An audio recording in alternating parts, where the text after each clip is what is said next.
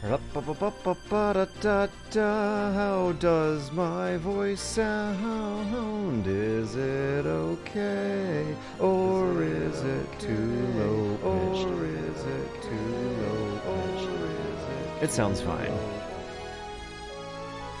Wait, too low? Really?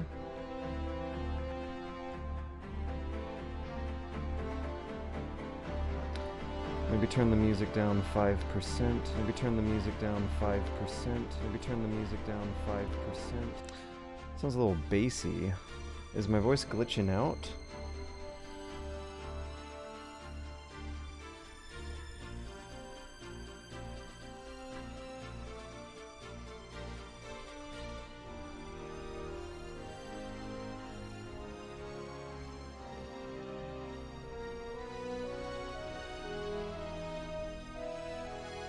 Oh no.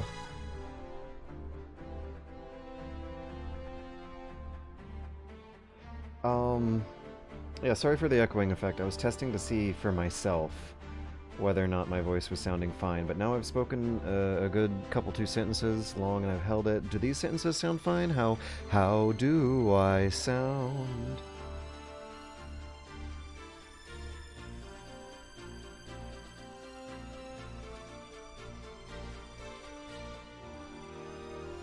Oh, sounds good.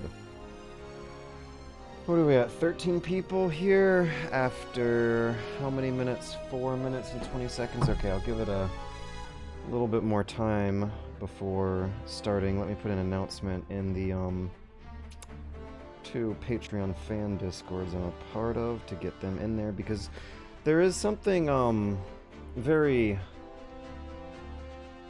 interesting I'm going to talk about before we officially begin, and I want to get out there on the public record before it's too late.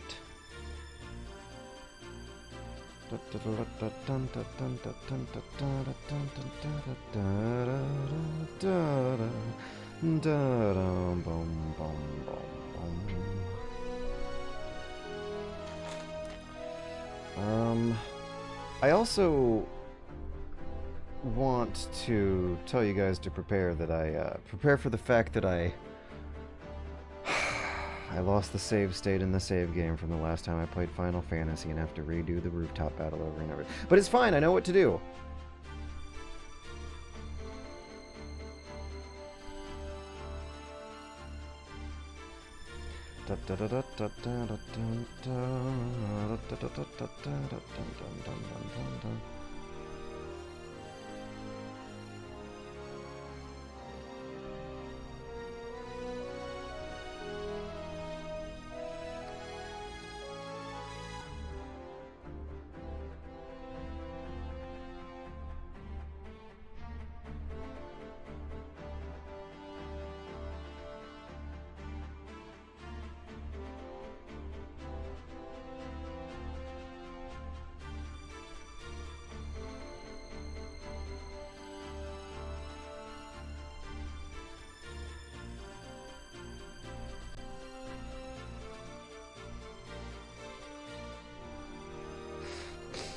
Okay, I just told my 2 Patreon discords that I am now streaming a very normal, ordinary, relaxing, typical generic gamer stream of Final Fantasy Tactics here on twitch.tv/SuperBunnyHop at 8 p.m. US Eastern, August 9th, 2024. Why am I giving so many of these timestamps?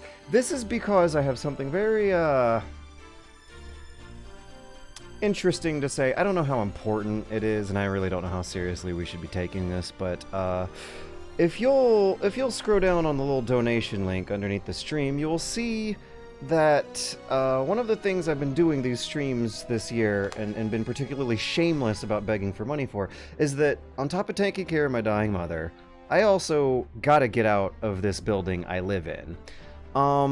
Last night we had an HOA meeting that was one of the most insane things I've ever seen in my life, and in order to actually try and simultaneously fix this building's problems and also make my own leaving of it as elegant and smoothly as possible, unfortunately, I had to take a stand and be a loud, visible member of the community and set an example for other residents to follow in order for us to win a temporary victory last night. Now, the context is that it's a very typical story that's happening all across the world where a group of Airbnb investors have kind of strong-armed their way onto the HOA and pushed out a lot of original residents from joining. However, this is not actually a normal Airbnb HOA nightmare situation. There is something bigger going on there, and I need to say publicly that if something happens to me and Eddie over the next few days or weeks or months or whatever,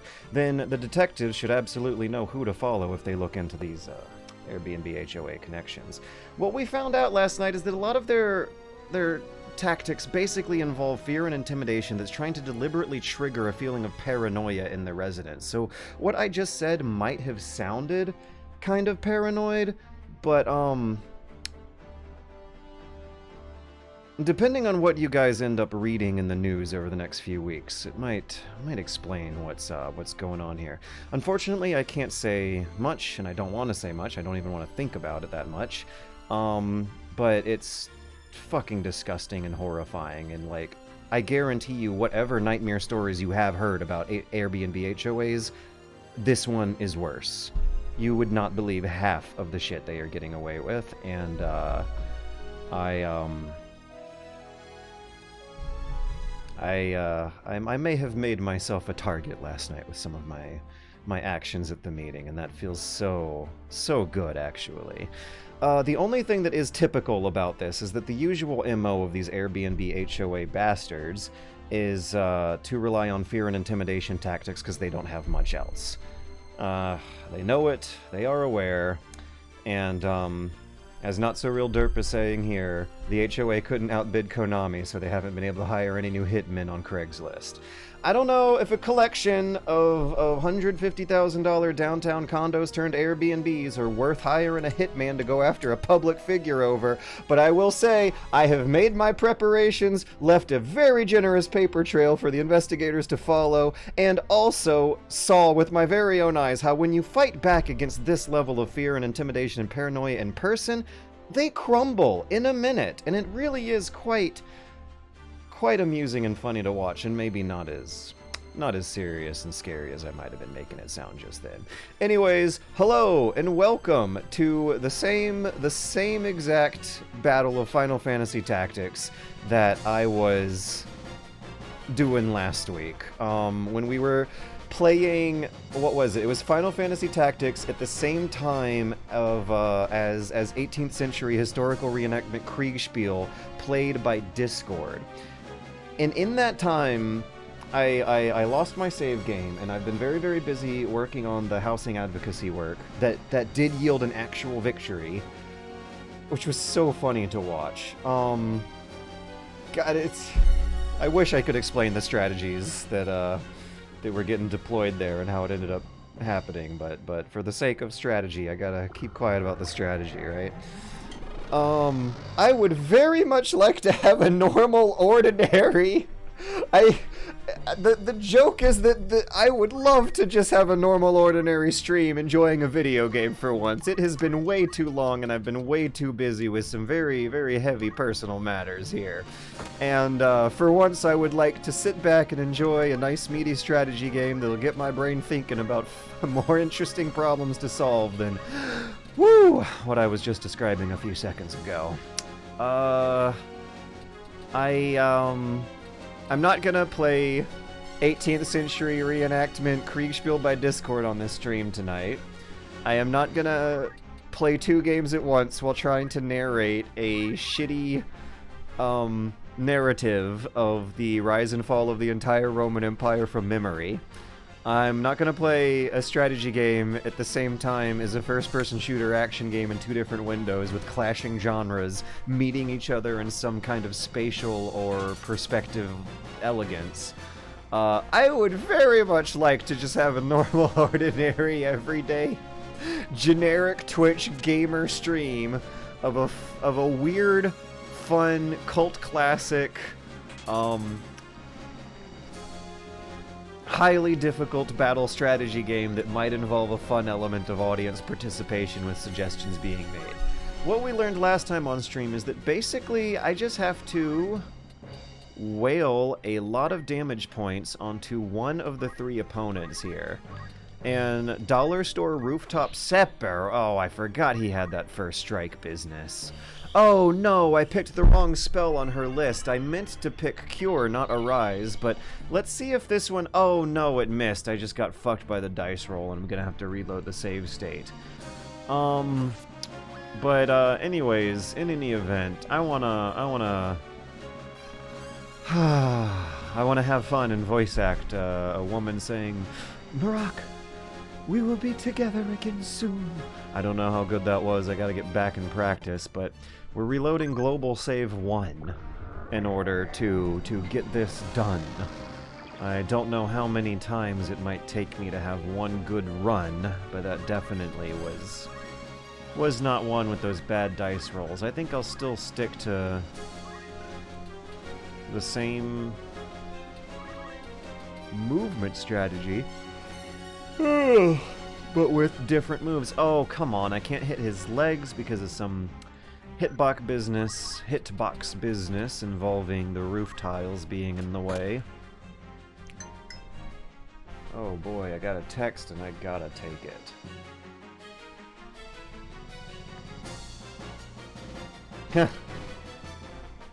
It was a funny joke that put my mind at ease. Oh yeah, if we investigate your mysterious suicide, will it be cool like a Noir 20s detective movie, or be kind of overly psychological and Reddit-style writing? I want to say Disco Elysium. I also want to say that, like, there should be enough proof on these streams that I definitely have, like, a very nice, outlook on life these days, in which I have a nice 5-year plan involving me enjoying life with, these really amazing art projects that make life so worth living and so fun to live. I definitely am not suicidal. I'm quite looking forward to the next 5 years, and if I can actually focus on my art, this art that I love, with a clean, clear conscience and not a whole lot of emotional distress going on, it will be a great 5 years I'm about to live through. One fan gave me a real interesting idea, which is thinking of actually suing for some kind of commercial damages based on the emotional distress, because now that I've said what I've said, I believe you people will notice that, over the past couple months, there does seem to be a correlation going on between how much bunny hop work gets done and how good it gets done, and therefore how much money it makes, and how I rely on that money to take care of my dying mother. That there might be an angle for a damages lawsuit. Yeah, that might actually be something I should be thinking. But no, new rule for the next few weeks or months, depending on how long it lasts. I gotta shut up about the strategy. Gotta shut the fuck up. Strategies work best when your opponents are completely unaware, and that's a interesting difference to real life versus the strategy games. That I wish more. Hey, they shattered their sword. And that's a good thing, because I believe that sword casted some nasty magic spells. So we just had one good run. Unfortunately, I think a good friend of mine got hit with the stop spell. So if I shoot him with some minor damage, they wake up, yeah? Bam. Oh, no, that did not wake her up. What cures stop? When someone tells you to stop, how do you get going again? Tell me in the Twitch chat what you do to get going when someone in real life tells you how to stop. Do you cast Asuna? Because I don't know what else on the list really covers a stop-specific magic spell. So last time we learned that there is probably a reliably easy way to cheese this fight by just dumping massive amounts of damage onto one of these enemies. You don't gotta hit them all. It just has to be the one.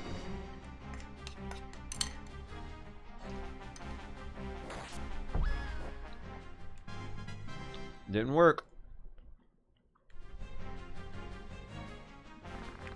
Well, let's load that save.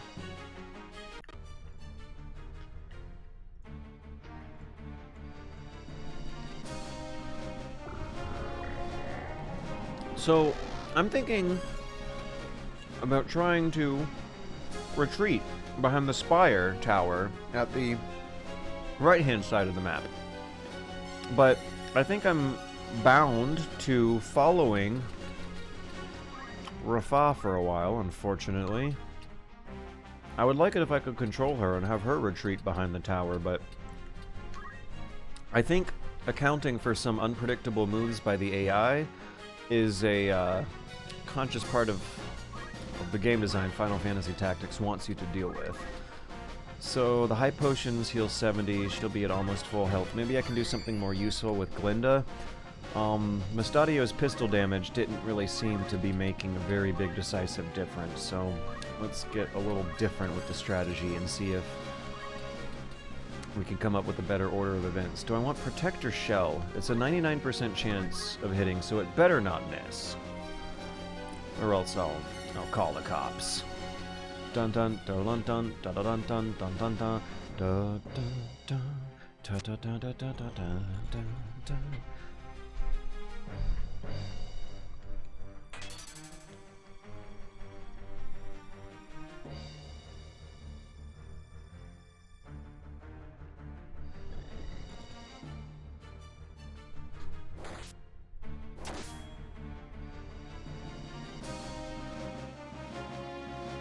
Okay, so Rafa seems safe.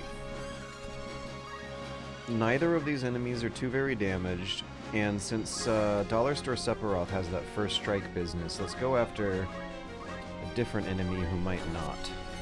Only 80 points? That's not a lot.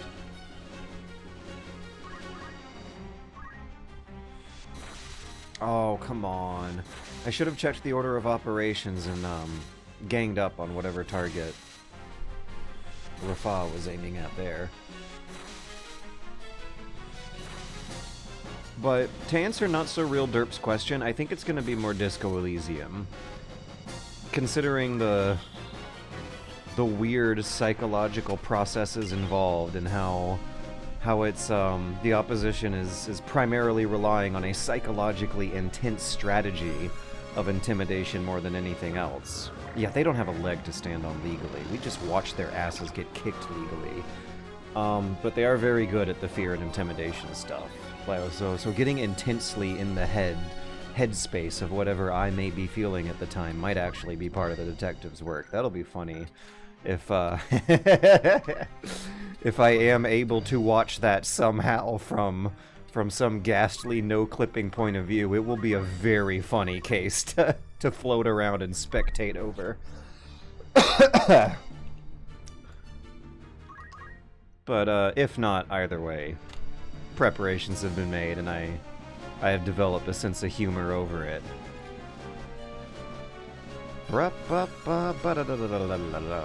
But like I said earlier, I need to not focus on it, and instead enjoy the incredibly difficult bullshit of this Final Fantasy Tactics game. I mean, come on. Okay, so this is a cult classic. It took people a while to learn to appreciate this game, and I think climbing a ridiculously high difficulty curve is part of it. There's a very open-ended, free-form strategy tactic system going on that presents some very interesting fights that play out on a millisecond by millisecond frame time level. Your decisions are representing split-second fractional time that would look very cool if you could replay this thing in real time afterwards again. If it's on the bright side, you can defeat Sephiroth, you can take on just about anyone. And also Sephiroth might be vulnerable to holy damage, I should consider that. I'll give it a try next time I get a whirl. In the meantime, is it possible to...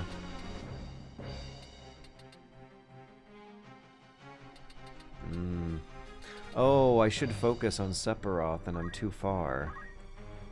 Sephiroth looks like he only needs to take one more good hit of damage, and then the fight will be over, so... As bad as it looks, it might not. It might look worse than it really is.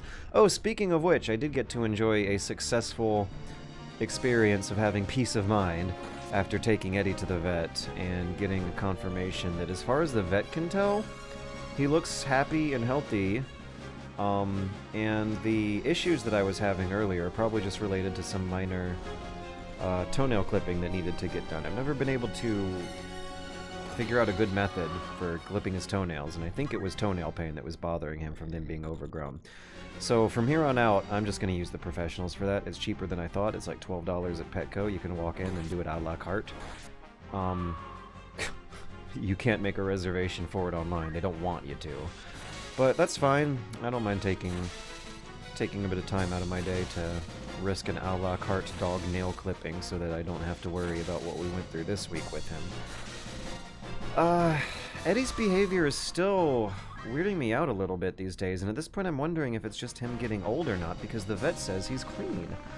They've got to get some internal work back over the next few days, and they might find out more then, but he was very energetic and happy the day we went to the vet, which is, you know, normally dogs don't like going to the vet.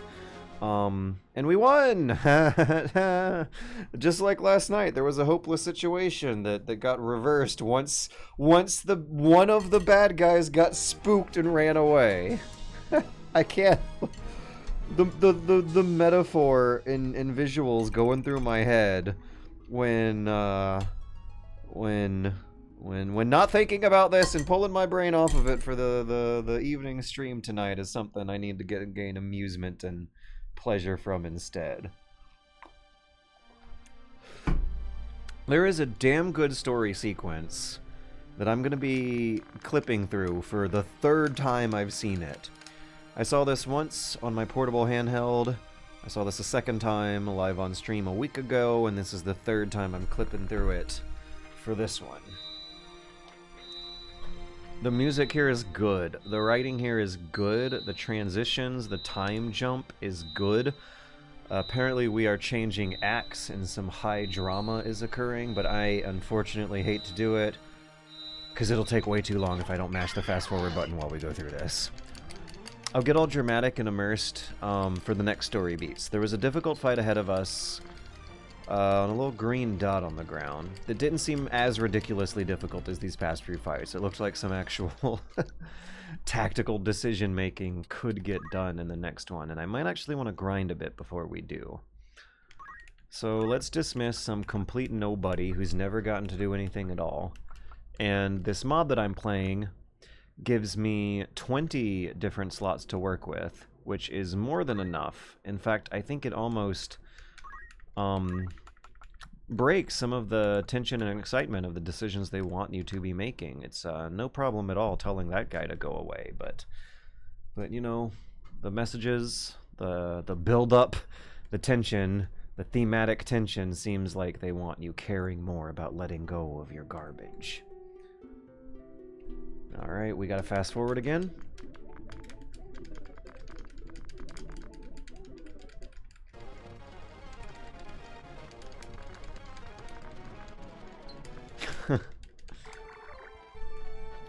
So, Dujera Past is the next difficult battle, and now that I know how difficult it's gonna be, I can now strategically make the decision to grind a bit first. It's a weird part of the leveling curve that I'm at here, where I'm not entirely sure if I should change my character's classes or not. So, check this out. Just about every battle is going to require a main team of 5 people, and the primary 5 party members that I've been relying on are kinda sorta reaching a cap of the good classes that are currently available. So I guess I'm supposed to be taking a little bit of a short-term risk, changing them to a different, like a Pokemon game, changing them to a different Pokemon that can level up and surpass the cap of my Knight Georgiacles Pokemon. But I don't know where to go from there. I've heard that monks are good, but I don't know if I'm ready to give up the heavy armor and the big sword of the knight. I'm curious about what an orator even is, and my curiosity is overcoming more intelligent thoughts right now. Okay, we're gonna be an orator for a while.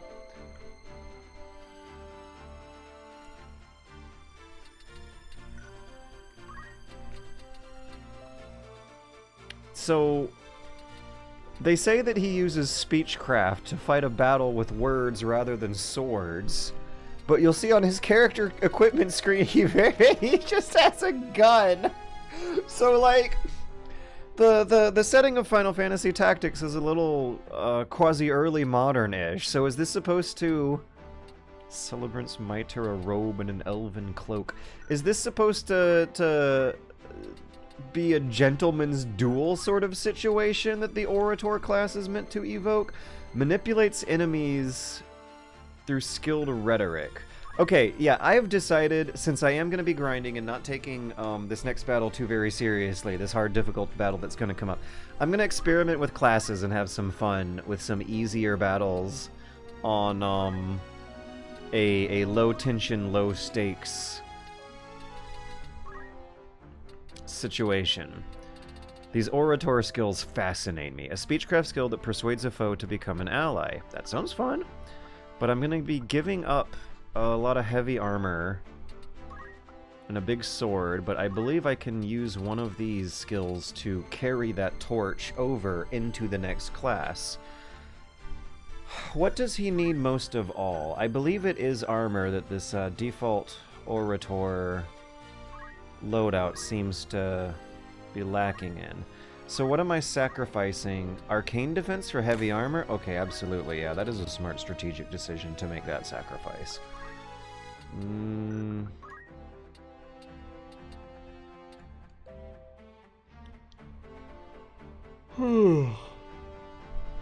What would be...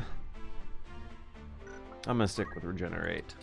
So, another thing that I want to ask the Final Fantasy Tactic weirdos who might be watching this is, at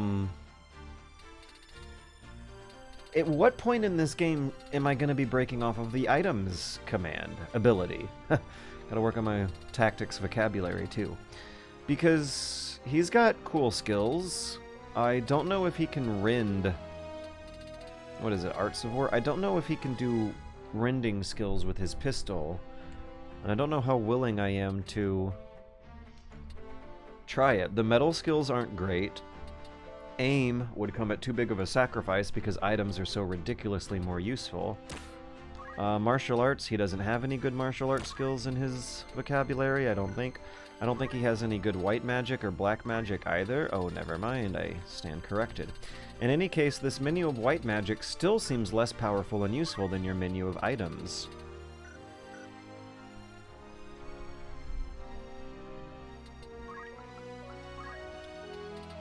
Regenerate is fine. Okay. That was too much attention paid to one guy, and I don't even know if I was making the right decisions. Edwin is a Geomancer. How close is he to the cap? He's reached it. He's reached the Geomancer cap.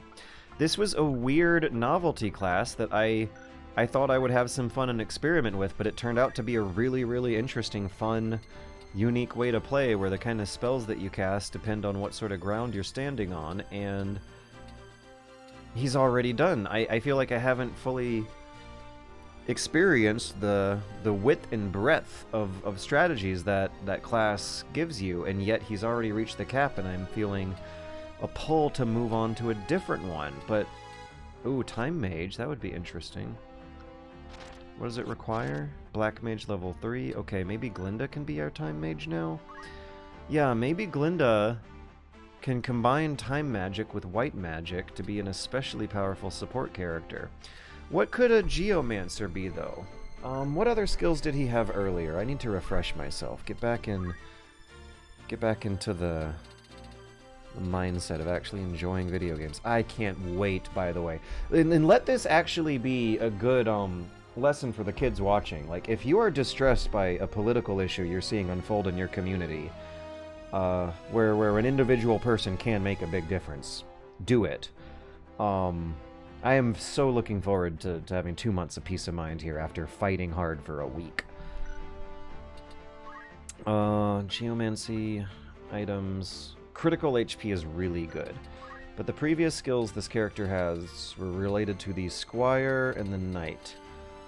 The Knight skills might pair well with this big, heavy damage that Geomancers do with that diamond sword of theirs. And I may want to see how it goes. I may want to sacrifice their items for their knightly arts. So items are chemists, the vocabulary is weird. They're not missing the high potions. They are missing the ethers. Okay, Phoenix Downs, that's the critical thing. Yeah, in all the Final Fantasy games I've played, you never really want to be left without a party member who can Phoenix Down. And it seems like that dynamic is still in play in this one. Ywain is a character I used to use a lot, but haven't lately because the archer skills don't seem particularly useful in this late stage of the game. He's still learning. I won't change him around. Margeria, I believe, is also still learning.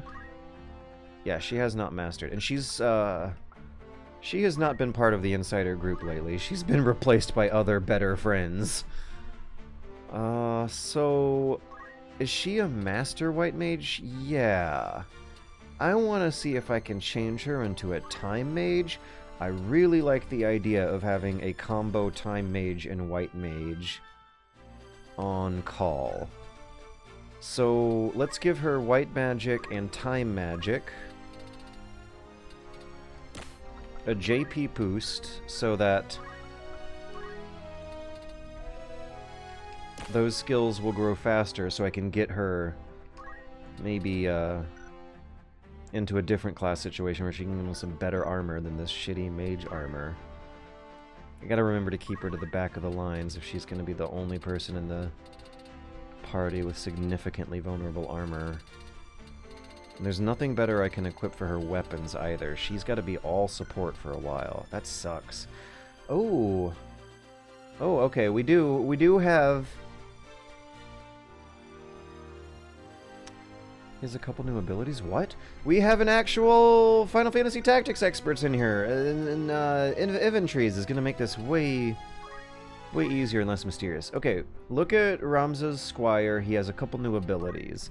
Yeah, Eventries. I am using the War of the Lion War. I think that's what it's called, or it might be the Lion War of the Lions translation. Apparently it's a joke. Strange mod for people who are super hardcore Final Fantasy Tactics. Shout? Increase bravery, speed, and physical and magical attack power with a hearty battle cry. It works on yourself, not on anyone else. Oh wow, how did he get so many Squire points to throw around? Also, is that everyone? Does everyone have the shout? Oh. Okay, no, they don't. It is just the main character Ramza who has it.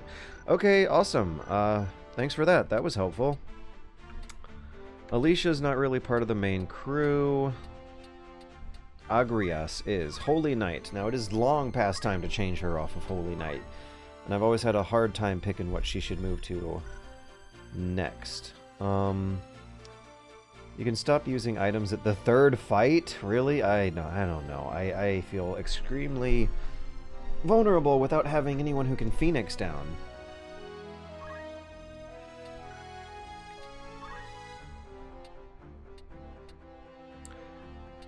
So, Holy Knight abilities mean using swords to cast medium-range projectiles that scale well to group. It's like a group control. What's it called? Crowd control type of character. I'm curious about Mystic. And I'm just picking Mystic out of curiosity, not strategic intuition or insight. We're going to have to change her to swords to get her spec'd up correctly. And it looks like that's going to require a sacrifice of some kind of ability.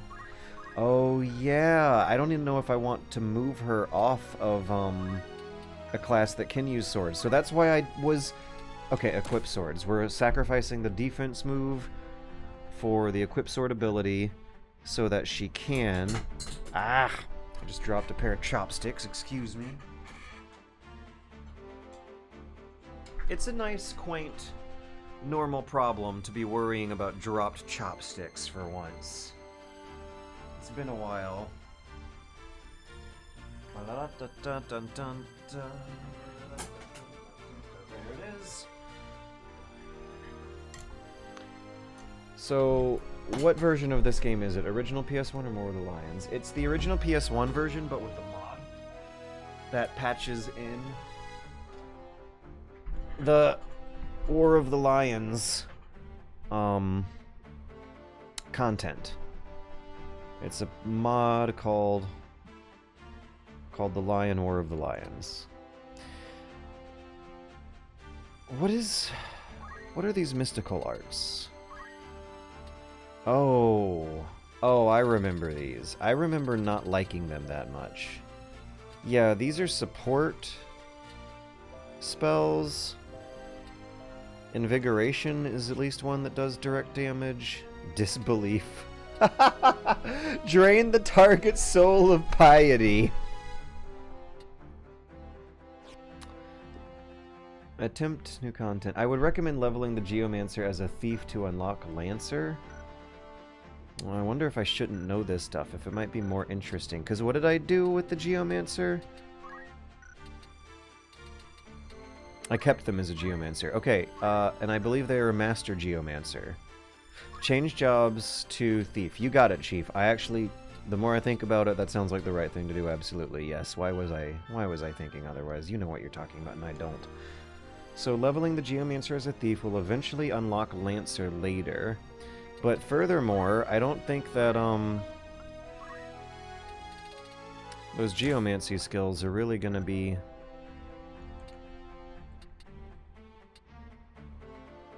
coming at a great cost of sacrifice. The Thief skills... Steel Gill... Can I get them some better armor, though? Power Garb. I don't think Power Garb is a particularly good set of armor. Critical HP, Arcane Defense, equip Heavy Armor. I like that better than there. Yes, okay. Now... What about the weapon? Why don't they have any weapons? Alright, Shalcom. So, they're going to be using little daggers and stuff. This is complicated. I don't like... Yeah, fine. I'll go out and say it. I played enough hours of this game to make the claim. I do not like the menu flow, because look at this. I gotta pay attention right now to Edwin's weapon, or else I'm going to forget it. There's so many little details to scroll through here that I will lose track of that one if I spec out everyone else's abilities and then go to a store later to shop around and optimize everyone. I need to think right now about how Edwin is in a weird place in his life where he has to use daggers, and I don't have a lot of good daggers in the party's own inventory. So we're taking a break from optimizing, or from speccing the character's abilities. No, come on. What is going on? This shop doesn't have daggers. Okay, let me cancel out of those menus, go to the party roster menu, and scroll through everyone's inventory until I find out who is hoarding the daggers. Aha! It's Isimini. Isimini. Ice-miny. Okay. I spy an Ice-miny.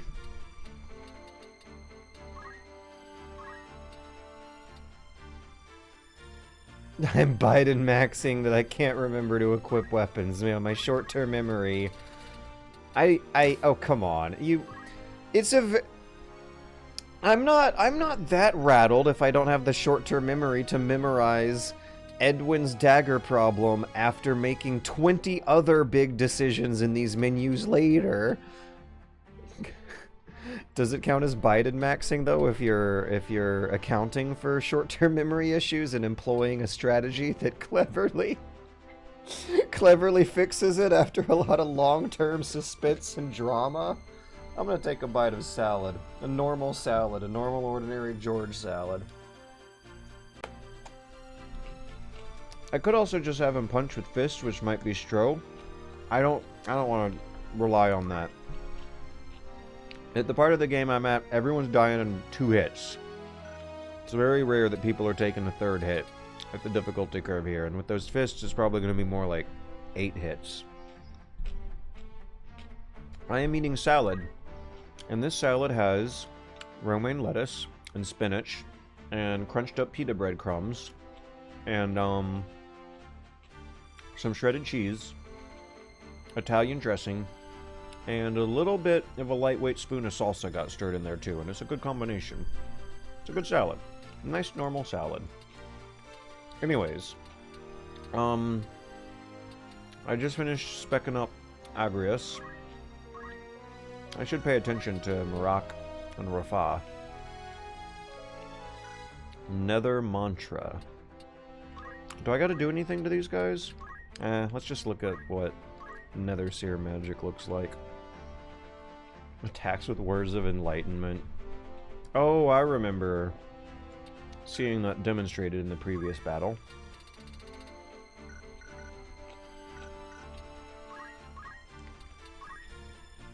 So she's going to be doing Heaven's Wrath as opposed to Hell's Wrath. Sounds like more or less the same thing.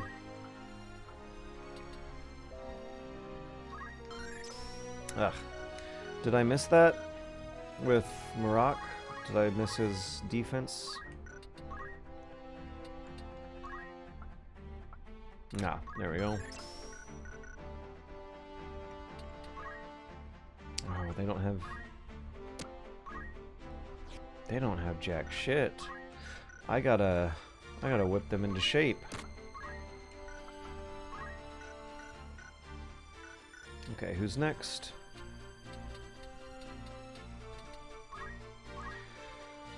Machinist is an interesting one. I don't think he's mastered it. I think he's... No, he's mastered it. I gotta change him to something else if I'm gonna make the most of his life here. So, the machinist skills. Let me take another look at those before I make my decision and get a good... Ability! Learn! Machinist! Oh no, I learned them all! Good God. Can I look at a menu of his abilities? I'm trying to remember what the machinist skills are. There's like leg shot, arm shot. Aim shot, right.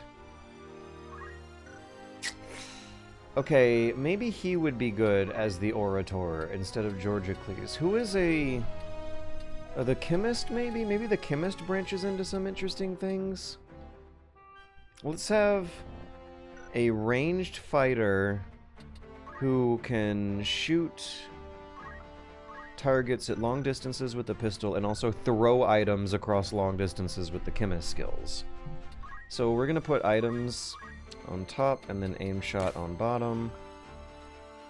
Random battles exist. Yeah, I plan on using a few. You just zip back and forth across the same spot on the map. I have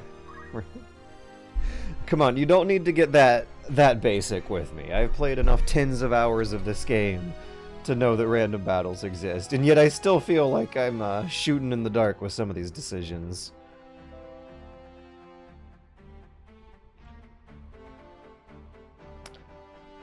I'll be doing random battles where I have a feeling we'll be fighting more beasts than humans.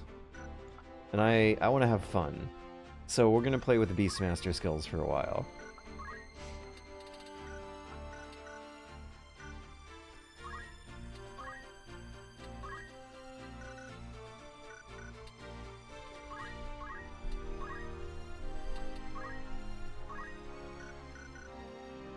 I don't think I gotta do anything with Ashley, and I don't think I want to use Ashley that much. He's a strange one. Okay. Let's make a save.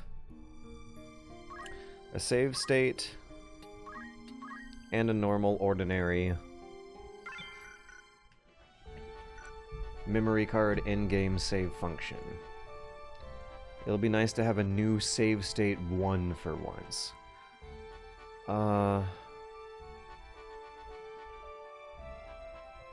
Dejura Pass is what I don't want to go to.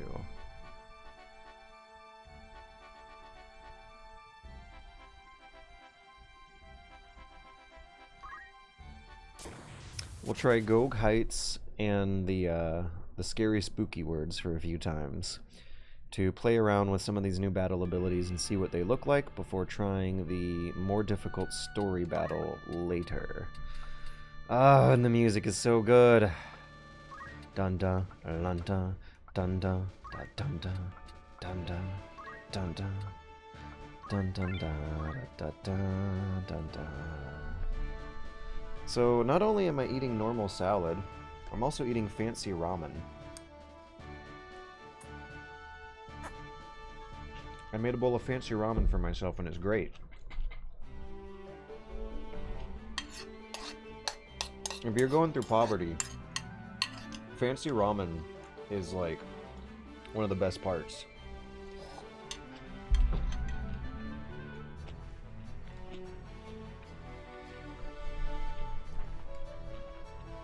You just throw the packet out, and then I'll add all sorts of cheap, good, nutritious stuff on top. We got a hard-boiled egg. Hey, new monster! What's that little guy? Oh yeah, I remember these guys. Floating eyes. As far as what they behave like in the other Final Fantasy games go, I'm drawing a blank. But their visual design is ringing a bell. I've seen these guys in other Final Fantasies. Let me take another look at that. Wing Buffet. I don't know. They seem pretty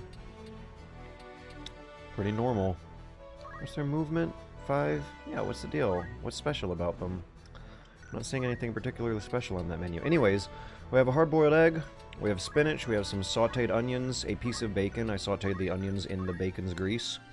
If you're going through poverty, it's a good trick to use bacon grease in place of butter for a lot of things you would otherwise use butter for. Oh, man. Single male bachelor poverty is great. Really whips you back in shape and gets your diet and exercise routines working well.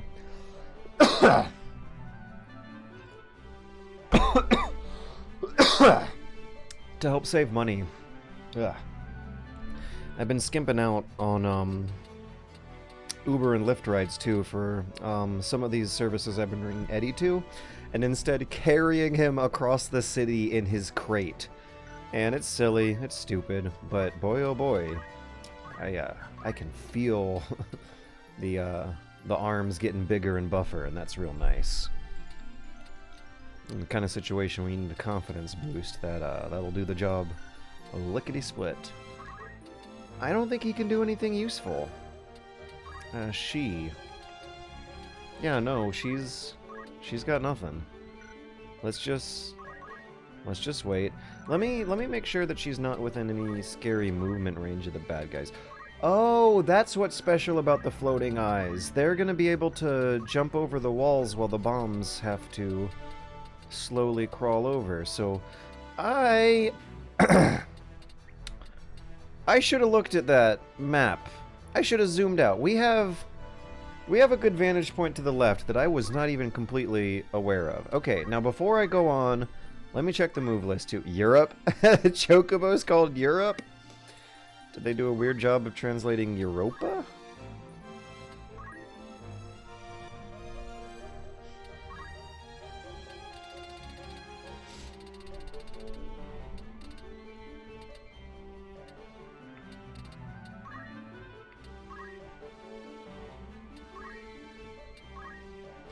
Interestingly, even though the bombs are slower to move by the looks of the blue grid, they're going to be faster to move by the order of turns. Okay, so maybe maybe we should be blasting them with projectile damage at long distance as they come up, and then move and run away when the bombs get closer later on in the battle. Sounds like a plan, General George. 1, 2, 3, 4. What spells does Agrias have that'll work on this Chocobo? 1, 2, 3, 4. 1, 2, 3, 4. Let's hit her with the straight line one, and if that doesn't...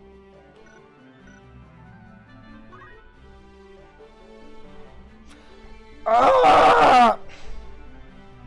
I guess I forgot. Mini Menu's back to keep her sword art, her Holy Knight art skills on. Oh boy, let's reload the save state. So what was it that I fucked up? Party roster. Agrias. Ability. Change items. To Holy Sword. Okay. Okay. Okay.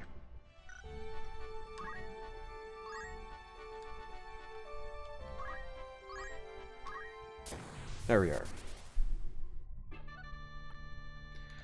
Now, if I remember right, I know that we had... We for sure will have Glinda. Glinda will always be there. Agrias. And, I think... Rafa. Who else? Who else was with that? Sword moves based on Pa? What is PA? Pa?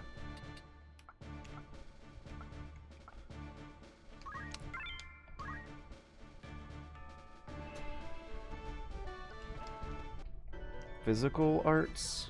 Priest arts? Hey, why are we at the bottom this time? Last time... Oh, another new monster. Weird plant late dryad? Okay. Dirk. A tree endowed with consciousness by sprites residing within, its leaves seem to harbor a mysterious energy. Attack by sprinkling leaves about. Ooh, spooky. Physical attack. Okay. Either way, the distance and projectile was the more important bit. What's the movement score on that dryad look like? It's a Saburo. 3? That's not a lot. What's special about it? I guess it has very strong magic attack. Okay, so that means shell spells will come in handy. They do big magic damage too. Ahriman. It's a different kind of floating eye. A peculiar monster whose body consists of a gigantic eye. It uses a baleful stare to attack its enemies.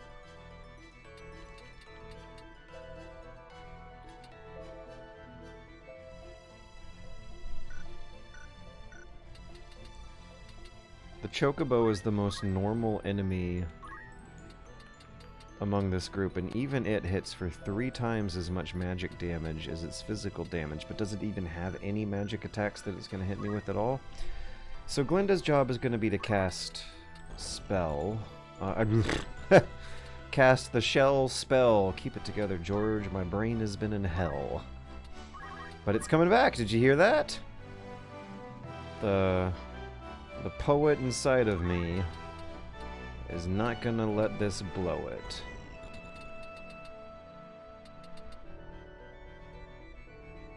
So Georgicles is now equipped with a pistol. 1, 2, 3, 4, 5, 6. Is the Chocobo taking cover? Look at this little chest-high wall that it decided to wait behind. I'm gonna assume that Georgicles' pistol is not the strategically correct decision to make right now. Maybe getting on a spot that the Chocobo can't quite reach but will be lured towards anyway will be the correct strategically valid decision.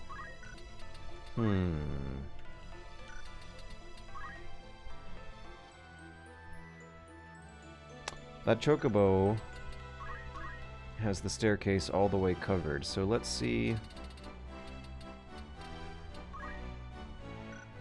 Alright, I don't know if I want to send him up there.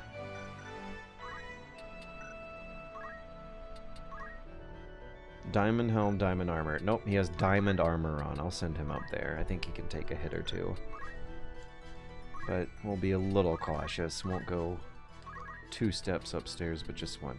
Okay, Agrias. 1, 2, 3, 4. 1, 2, 3. Now, she should be able to hit that Chocobo with some kind of Holy Knight sword. She doesn't have great armor on. She's wearing clothing. Damn. I guess I should have paid attention to that. So, unfortunately, she's going to have to keep a little more distance for her first turn. She can't take a couple hits. She's going to have to keep her distance for a lot of the fight. Ugh. That lack of armor is not a good combination with a character who's supposed to be casting projectiles at medium range and then doing big physical damage at close range. Wait, what? No usable abilities for time magic? I thought I saw something in the menu a bunch of clicks back. Okay, please let me know.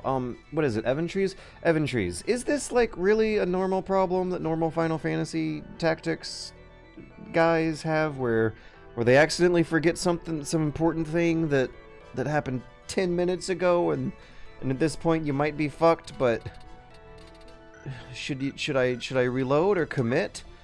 Why doesn't she know any time magics? I swear she came with at least one from the factory. Anyways, let's make the best of this. Shell... Final Fantasy Tactic guys never forget. Oh god, we got 1 vote for reload. You know what? That just makes the challenge more interesting. Yeah, we're committing. George, just go through. It's a normal random encounter. Don't be a coward. I'm not gonna be a coward. We're committing. We're committing. Mustadio, I believe, can't take a hit. Black Cowl and Power Garb. He might be able to keep his distance. Not really. I think he has high movement points. Okay, that Chocobo, can it reach that little... Yeah! Let's get him up on that little nub of dirt that the Chocobo can't reach. Good job, Mustadio. Very strategic. The new jobs always come with 0 skills, says Val825, but I swear I have, like, some kind of memory in there, a short-term memory in there, of bringing up the menu, flipping through there, and seeing 1 black one at the top of the big long list of grays. Unless they got something from a crystal. I could have been looking at a different character who got a new job and came with at least 1 skill from the factory. Look at that, they're sticking to a formation. The Dryads in front, the floating eyes... are almost sort of forming a perimeter around him.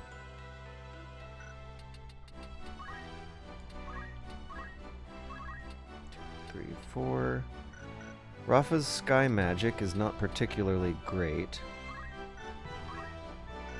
So Georgicles is probably about to take a hell of a hit.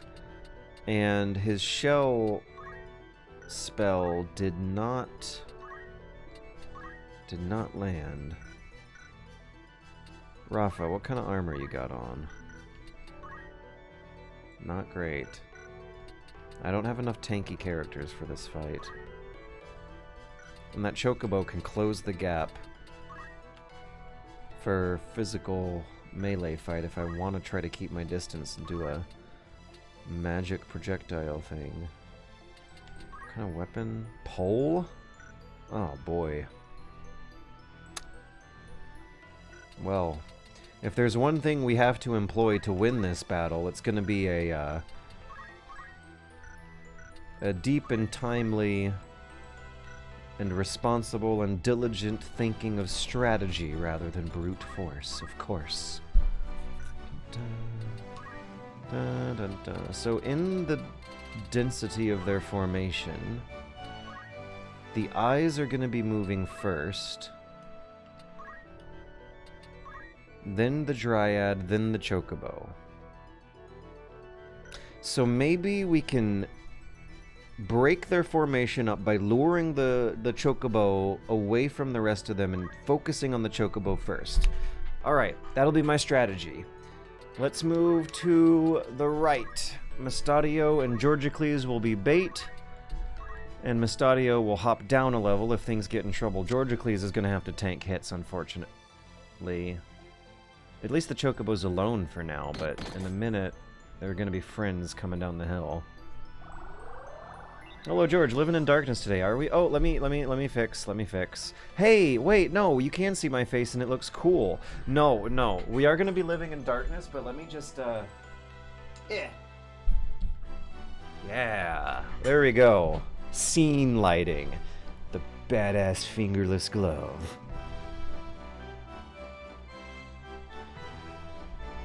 Can you imagine trying to DM a Dungeons & Dragons game before the invention of fiction?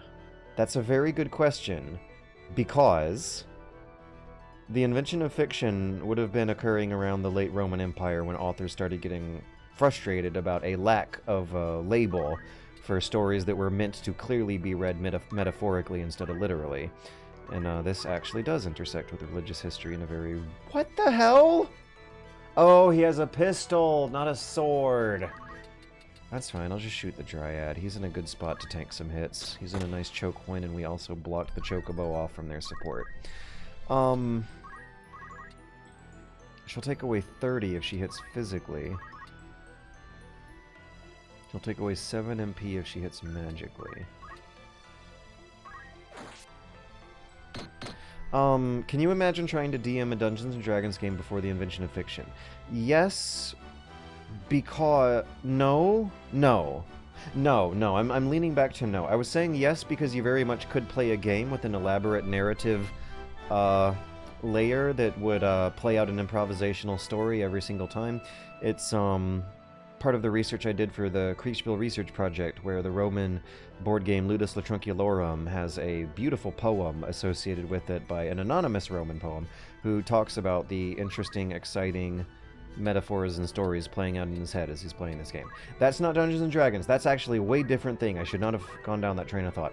Dungeons & Dragons requires significantly more elaborate math, which is going to be coming later. It requires a conscious awareness of the artificiality of manipulating randomness. It requires some artificial manipulation of randomness, and human beings in general didn't get very comfortable with that until after the Enlightenment. Before, in the pagan times, they were comfortable with it, but on some pretty different terms, where I shouldn't probably get into it. It might be too complicated. 1, 2, 3...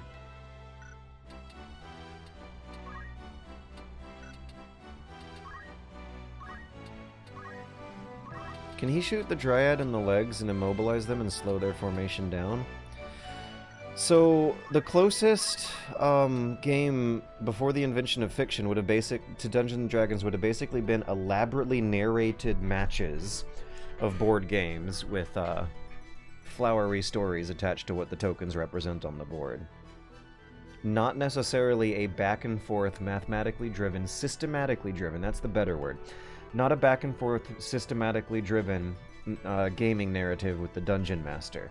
Dungeons & Dragons was invented in the 1970s. The precursor in my Kriegspiel narrative is the Kriegspiel game itself, where an elaborately complicated story narrative was attached to elaborately complicated, systematically driven rules with a lot of math formulas involved, and a element of socialization involved. This is interesting. I have been playing Kriegspiel Discord over the past week, so I can give a little update on that one. But let me shoot the Dryad in the legs first. 1, 2, 3, 4, 5, 6, 7, 8, 9.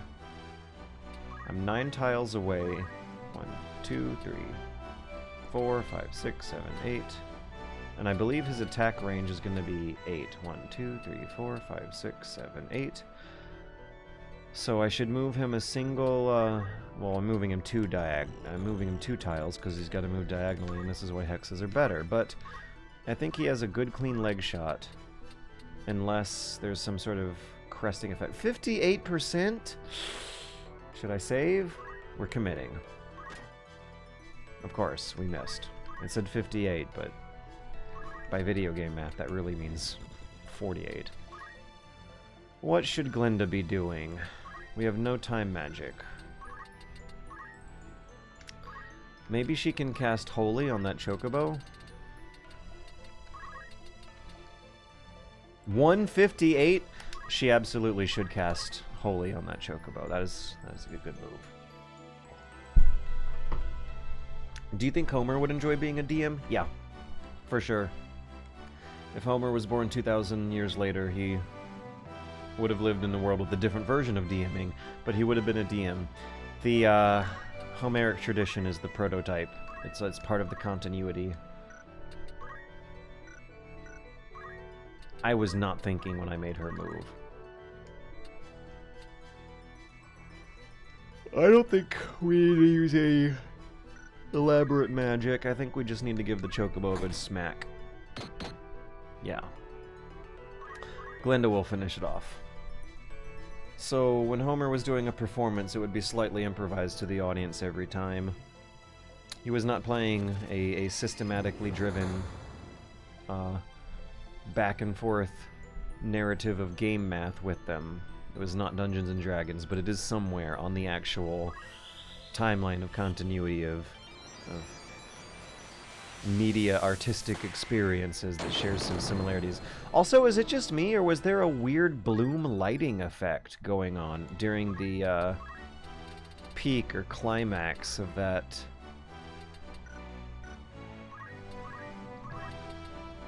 spell effect?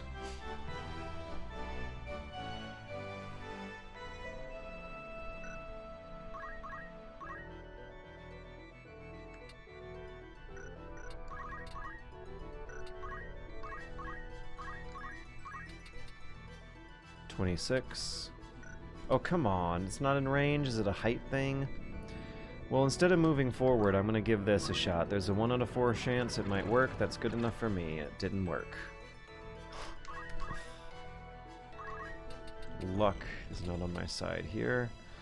Agrias cannot cure my stoned Mustadio. Did you just nuke the Chocobo? Yes, it was an enemy Chocobo. It had to be nuked. I had no choice. A reasonable person doesn't need to own an assault Chocobo. You don't understand. We're up against unreasonable people here.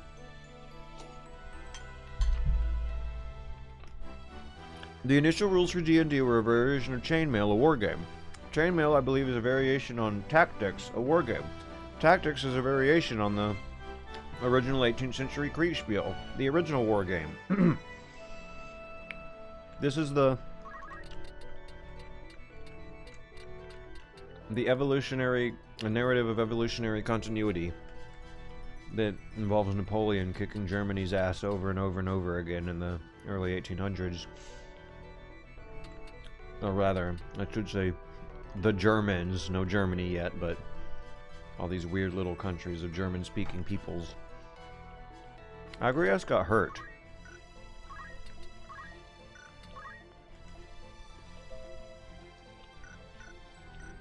I don't think Agrias can really put herself out there too harshly next turn. She might just get walloped by these. She might get walloped by one of them. Let's move her up slowly and cautiously and try to get her healed along with the friend, but I'm worried that the eyes might... No, I think we'll be clear to form up rather, around Rafa here.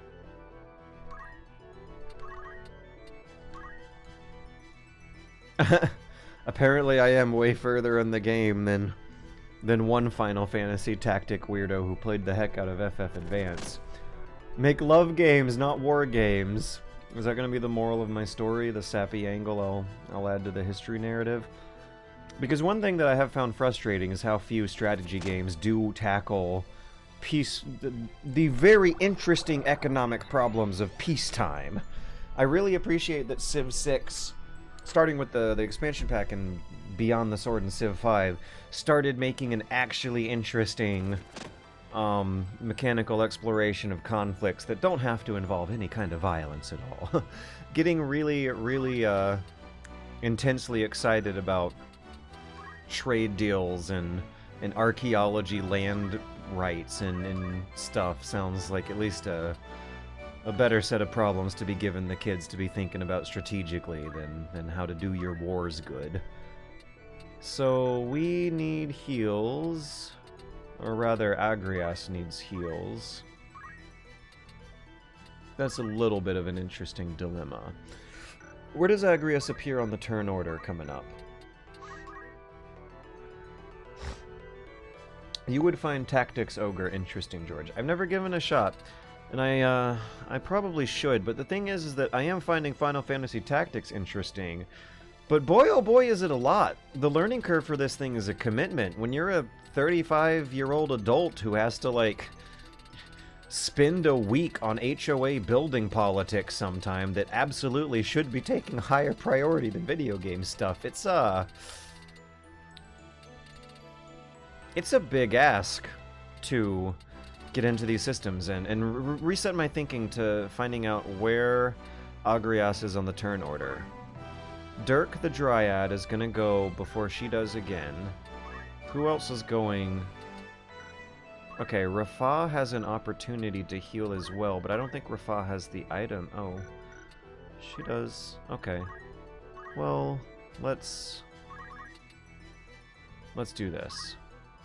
And then let's skedaddle out of here. Glinda needs to keep her distance. Now, the spell is gonna splash down on the grass tile to the right of the eye. Wait, I gotta think about this again. Should she use magic or should she use her staff? The staff hit pretty good. It was about 70 to 80 points. So that's 2.5 hits. And as I recall, the magic spell she's got is pretty... a little slop-shotty. It's not going to hit the tile down there. I don't think there's any way I can get two enemies. So to limit the movement of the eye, at least let's get her next to it. And now I'm going to decide whether or not I want to use the magic, or... I think I want to use the staff. Okay, so, reason I said it might sound like a lot to get into is because, to rewind back to the previous lesson about Tactics Ogre. We got recommendations to get into Tactics Ogre.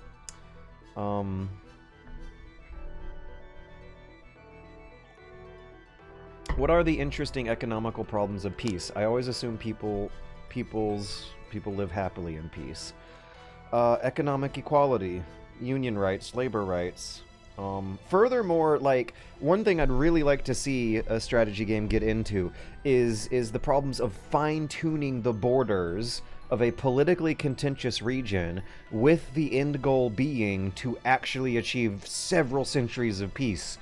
A game where you slide the borders of the Middle East around and see time progress at a time-lapse speed of years and decades going by, until eventually all the soldiers crossing over the borders no longer appear, and instead you see things like highways and trucks and buildings and neighborhoods on the border towns cropping up, and then eventually the borders themselves going away.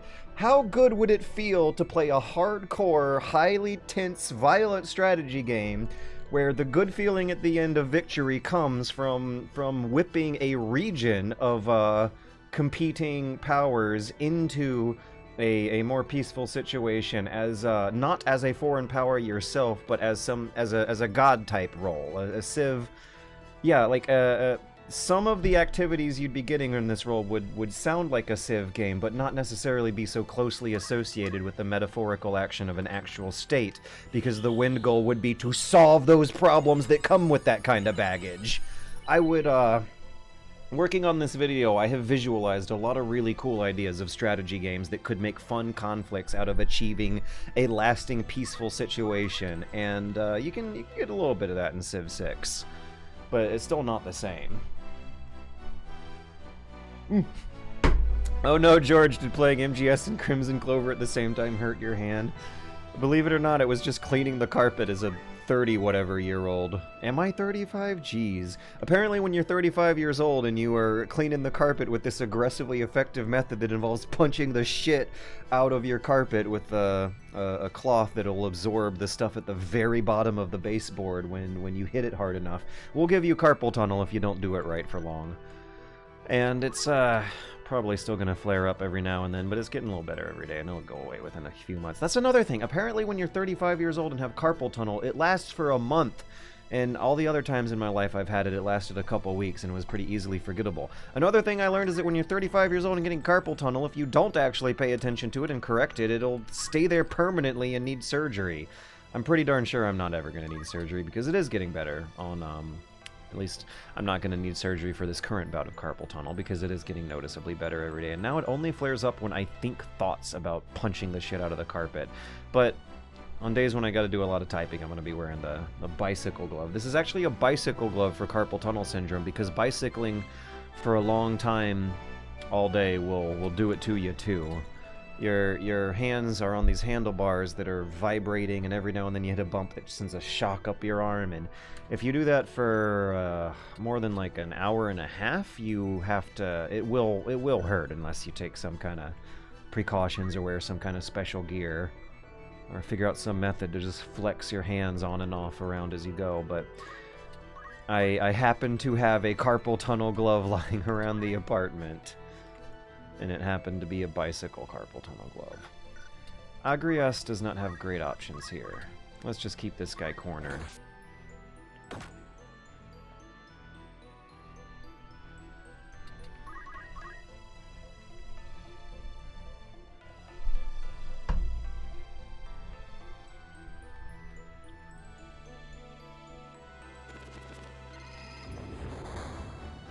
I mean, it also depends on what is beneath the carpet. In this case, it's a lot. For starters, there's old pee stains from Eddie, from when he's had his very rare accidents over the years. Some of them I've missed. I found old pee stains under pieces of furniture where I cleaned. Like, if you'll imagine the circle of a pee stain, I got the half of the circle that was outside the furniture, didn't know there was more left, didn't smell it, deodorized it, cleaned it up just fine. Found out a few months later after moving furniture around that there's some old pee stains I gotta take care of. And this punching the shit out of the carpet method works on those old pee stains. The other thing going on, God, I hate that my mind has to go back to this again, is the fucking fire. Apparently, we've had soot particles come out of the air conditioning unit spreading through the building, and it's made my carpet all weird. Let's change topics. I hate thinking about this shit. Let's see what Speechcraft does. It's 30% chance on one of these guys, but not on the others. What does it correlate with? Oh my gosh, maybe it correlates with whether or not they're looking at you face to face, because they don't have very different HP. Okay, let's try it. We have a 1 out of 3 chance this time. It's probably still gonna miss. Yeah, I didn't get my hopes up. Either way, Georgicles is still doing a good job just standing in that spot, slowing them down. I think Glinda, if she had her items skills on her, she would have been able to use a golden needle on Mustadio. It seems like it was a bad decision to turn that off. Listen. I respect the intelligence of Eventree's in here. However, saying that you can turn items off 3 fights into this game seems off somehow. Like, we're not thinking of it the same way, because I'm realizing that if I could rewind time 30 minutes, I would have rather gone into this situation with her having items instead of a time magic skill that she does not know anything about.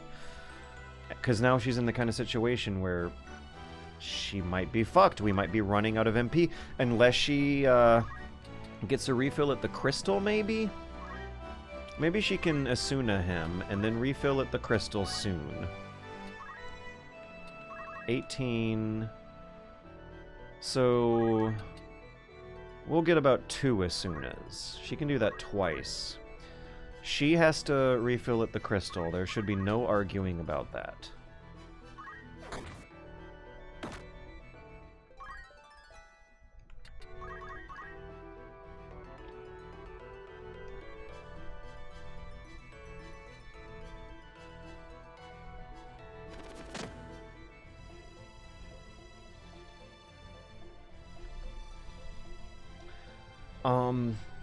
So I'm getting some recommendations to try Tactics Ogre, and I'm a little worried about that, because what I've heard is that Tactics Ogre is the predecessor to Final Fantasy Tactics, and that Final Fantasy Tactics really polished and cleaned up and streamlined a lot of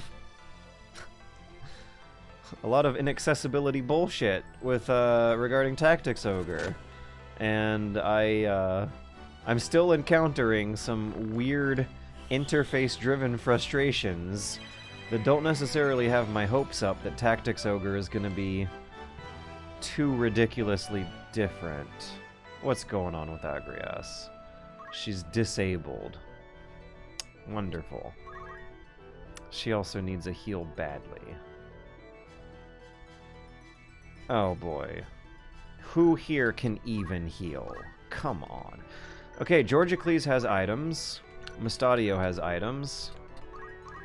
Rafa has items, but I don't think she has the good potions. So let's retreat behind the lines of our friends for now. That unfortunately includes one enemy. So Spill Politet, how are you, George? How are you, Spill Politet? You rewatched my Dark Souls video recently, and I'm wondering, is it the critical close-up Dark Souls or the Dark Souls level design? Because the Dark Souls level design is probably better, but either way, I'm still wondering if by now those videos don't hold up. They might not hold up anymore. Mustadio is going to have to take a break and be a healer for a little while. He needs to give potions to Agrias and ethers to... Oh my god, I'm running out of potions too! I forgot about the... Ugh! I forgot to refill the potions at the outfitter before going in! Are we losing ground?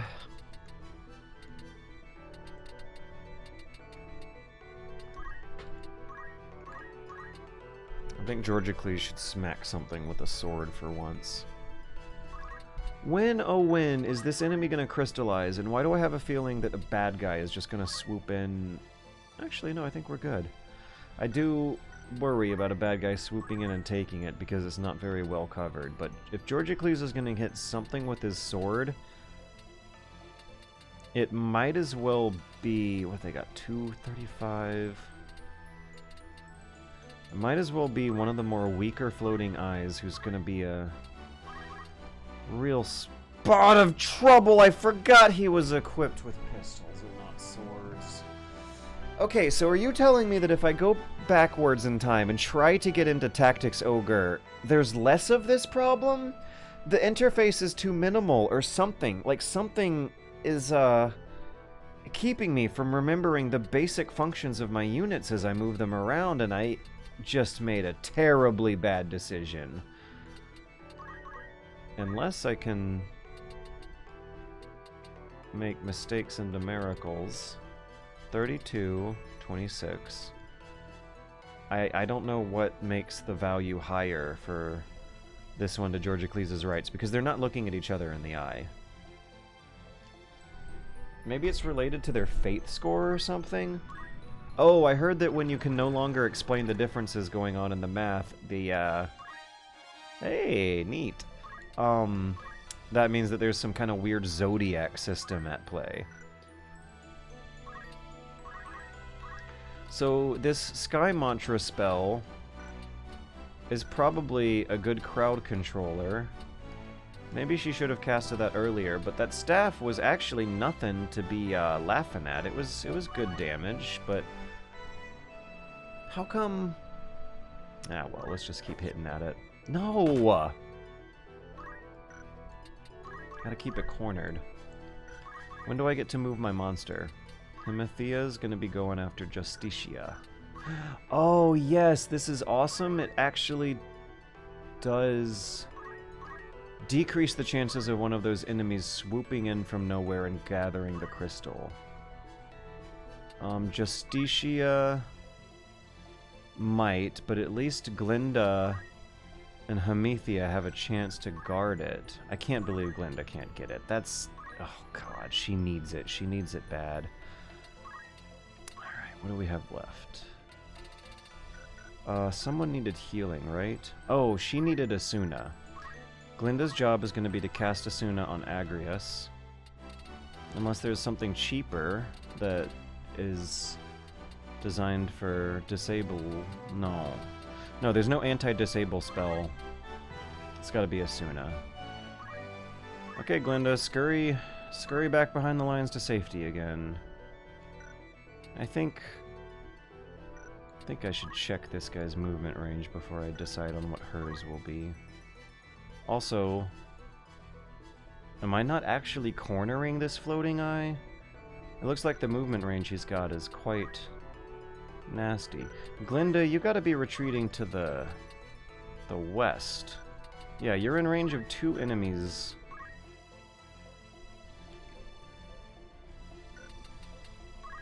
No, she's not. I think she's still allowed to retreat backwards.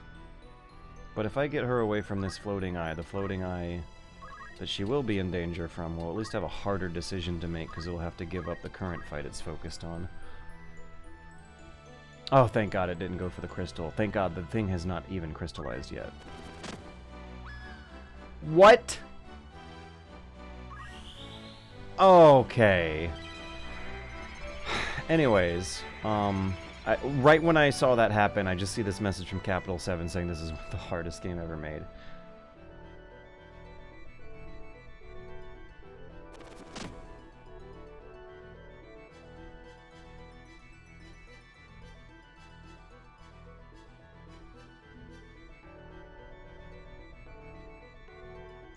Final Fantasy Tactics has a lot of overlapping windows that make it easy to lose trail of thoughts. Yes, that is a good way of describing it.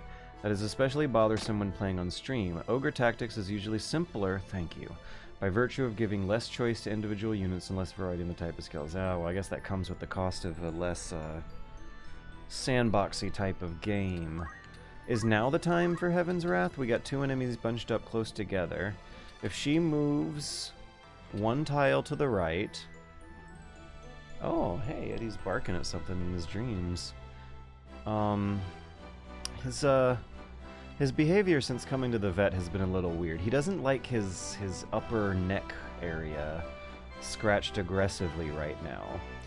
He also is still getting a little sleepier than usual in the middle of the day at weird hours, but the vet says that that might just be nothing to worry about. It could just be a particularly hot weather cycle doing that and making him enjoy these lazy summer days where he might be enjoying the midday summer naps, or he could just be getting old and enjoying some slowdown and rest time in his later years. Either way, the vet told me I shouldn't consider it a problem until the internal results come back.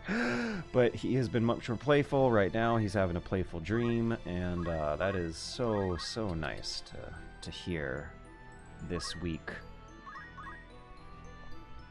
Holy hell, the MGR playthrough is 10 years old. My reaction time is only going to be worse now. Mustadio is going to have to be the designated Phoenix Downer. Georgicles is up next.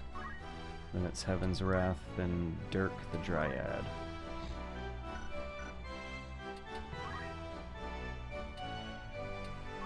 Let's Phoenix down our friend Agrias, and then block the enemy's pathway to the incoming crystal so that someone who needs it will get it instead of one of these assholes. I fear that Dirk might grab... Oh, he can't move? At least he can block the southern pathway. Georgicles will have to block the northern passage for it. It still hasn't crystallized yet. This is another thing. I wish I could get a precise moment in the timeline of when to expect that crystal to show up. I don't know. Ambiguity is a conscious part of game design in a lot of situations. Maybe I shouldn't worry about it too much. Maybe I should instead use Speechcraft. Now, is this percentage chance of hitting going to grow higher if I use it on an enemy that's been hurt? Oh no! I'm about to cast magic on an ally. I forgot that I changed that guy's mind and I lost track because there were like 3 of them that all look the same. Okay, in case that traitor spell actually lands, let's do it on this one instead, because I wouldn't want to blast 2 allies at once with the same magic spell. Hey, it worked! I'm getting good luck! Awesome! Oh, you look at the dead body's CT counter. Oh! When it's close to 100, it'll tick over to become crystal or chest. Oh, we got a chest. Oh, no, that was not my strategy. 72, that's not that bad. Also, she got distracted and casted it on a very convenient person to be casting it on. So, Glinda. Glinda. I guess it'll be the chest for her.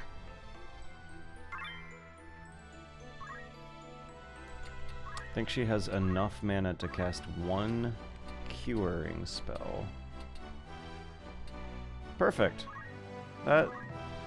adds up quite nicely, actually.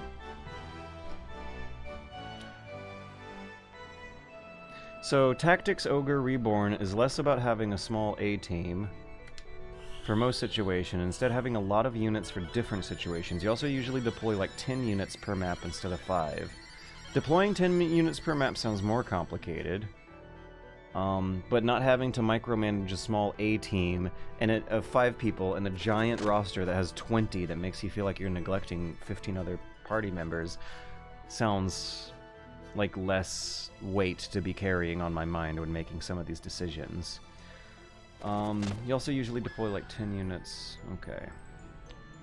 Who just died? Agrias again. That's fine. Wasted the turn of the enemy. I got more Phoenix Downs in my pocket. Also, we have a small army of floating eyes who have been convinced over to our side. What sort of items does Rafa have? Potion, an antidote? Not great. I think it might be time to move in for the kill on the Dryad. The Dryad never even got to do anything particularly scary. This might actually get her. Let's stay down here and be cautious for now. We might get another chance to heal up.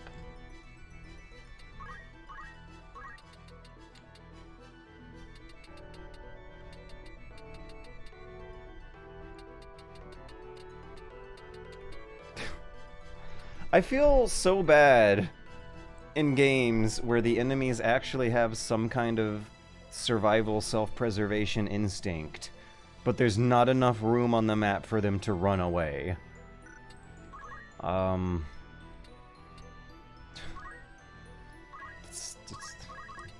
Seems like there's a bit of cruelty built into the system, huh, doesn't it? Because in real life, and when generals are talking military battle strategy, the term they usually use for winning a battle will sound something like routing the enemy, where the idea is to break the discipline of their formations and make them run very far away and never gather their army back up again, more so than actually track them down and kill them one at a time. But you can't simulate that in the kind of system where they cannot run away far enough to actually...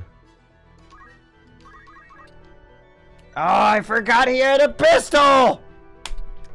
Okay, so after 40 hours of slashing things with swords with this blue guy with the cool butt, I'm like, I've not been able, after so many attempts here, to readjust my thinking to where it needs to be. I guess I'll try enticing instead. Every single time I've tried to do something with Georgicles, I've made some kind of mistake because I keep forgetting his new role. If they had little weapons at the bottom of the screen, I probably might not forget.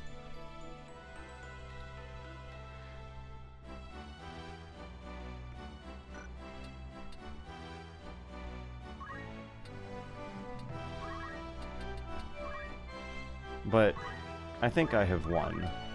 I think they're kind of sort of... What? Either way, I think they're kind of sort of checkmated at this point.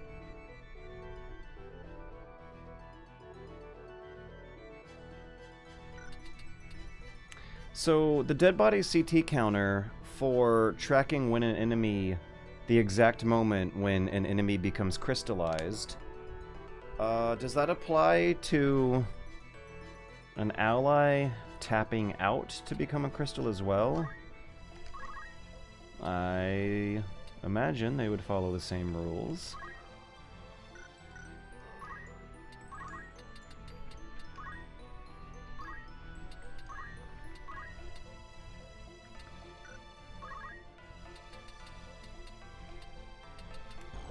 I expect it to run away, so let's see if I can catch her in the splash damage on her way out.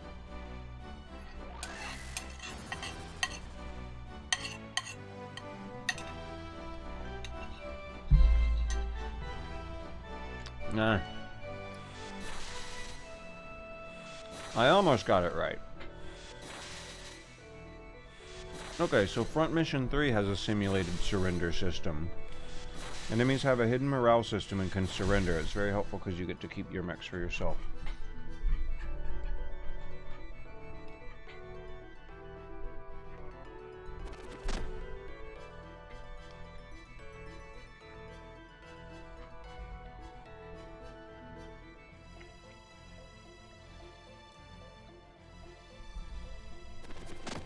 Oh my gosh, they're killing each other. Oh, the horror. Jesus Christ, that's terrifying. I don't know if I could Phoenix down her from all the way up there. It's tempting, but I'm not going to risk it. It's a difficult game. Let's play it safe. We've already made big mistakes. Oh, those beans in my throat. Ah, yes, there we go.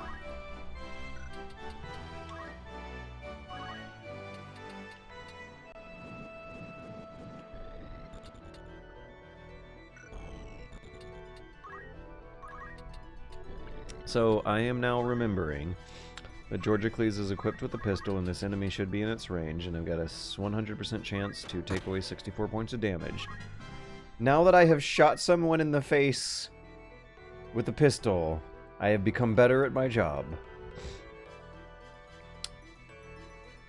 Convincing people to switch sides didn't do it. Shooting them in the face with a gun did.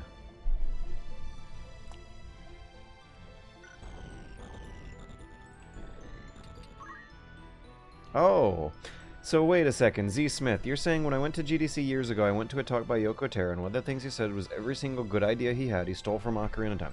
You're telling me that my association with Ocarina of Time in that video, that the Yoko Taro Nier fan shat all over me for comparing it to Ocarina of Time, turned out to be right? Wow. Que surpriso. So do I have to kill my new allies? Can we...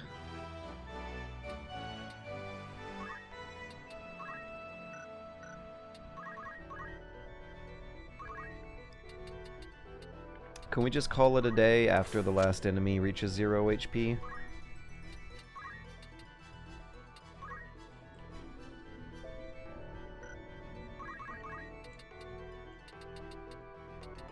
So now that there's no one left on the field, I'm just going to use abilities. I should have used something with Glinda who couldn't move.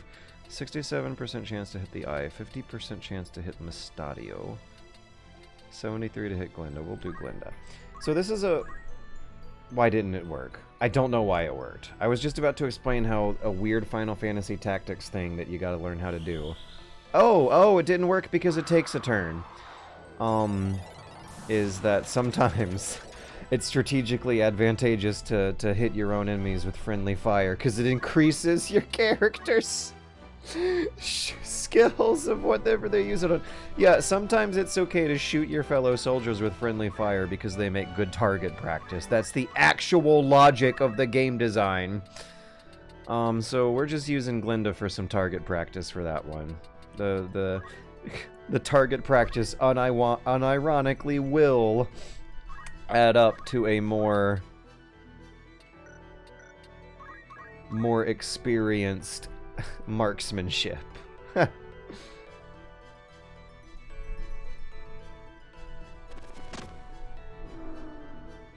Okay. Yay! We don't have to kill our new allies. They're friends now. Are they gonna be in my party Are they gonna be in my party forever? Yes! No! No, I'm not allowing Himitia to join my party. Anaxibia, we're setting them free. They're going back to the woods. I have too many people as it is, guys, and I'm sorry, but the resume just was not up to snuff compared to who we've currently got on staff. I always saw Nier Original as both a satire and a love letter to games like Ocarina of Time, and I don't... Yeah, maybe the fan sentiment has changed over time since then, but honestly, getting shat all over for something that turned out to be right doesn't... And kind of sort of losing interest in the original source material because I associate it now psychologically with getting shat all over by these fans. It absolutely positively sounds like the most normal, ordinary gamer thing in the world. Now, what did we learn? We learned that we needed to go back to a store to stock up on items. The items in particular are going to be high potions and phoenix downs.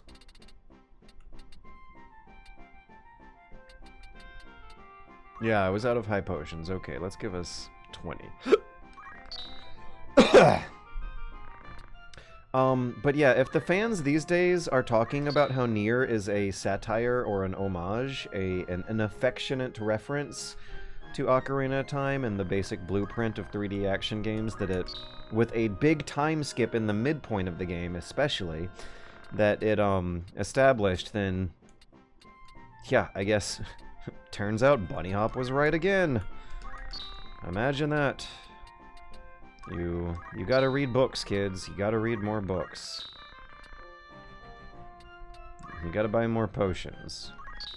If you read more books, you'll be able to better criticize games and also predict how the future of history is probably gonna go. One of which is a reliable phenomenon that I don't think a lot of teenager gamers have lived through yet, is this sort of cycle where previously the previously established attitude towards a game can reverse over time, and I guess in this case this was an attitude towards a line of criticism, not really criticism, but a thematic claim about the game's inspiration that apparently became less savory over time. I don't know, I don't want to think about that either. I just want to play Final Fantasy Tactics and enjoy myself for once. When am I ever going to really be able to use these X potions? Or the bombs, for that matter. Or the shurikens. I've been told that ninjas are super cool, but I haven't had a lot of good opportunities to use ninjas. Okay, are we all covered? No, we're not. No, we're not. Glinda needs to use her JP and get some new skills in her menu. Okay, oh my god, I realize what happened now. This is what happened. I brought up a list of magic spells and saw a lot of black text in the left-hand column, and in my peripheral vision some black text in the right-hand columns. And having clicked through so many of these menus before, where black text means good, you're clear, you learned it, move on, I missed the fact that these are still for sale for various prices, and that I needed to buy them. That's going to be useful, that's going to be useful, that's going to be useful. Glinda is now going to be remarkably more useful. I still need a good, reliable way to give her some ether, though. Now, there was also someone I wanted to work on, a thief. Yeah. Edwin, do you have... No.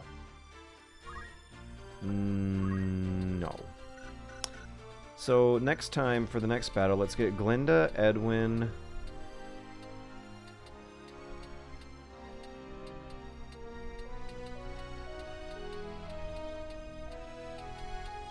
Maybe the two new siblings. Yeah, Rafa might have a new ability for her. We got 200 points. Ashura, what's that? A mantra that attacks with words of enlightenment, randomly strikes within the area of effect, with the element of fire. That sounds fun.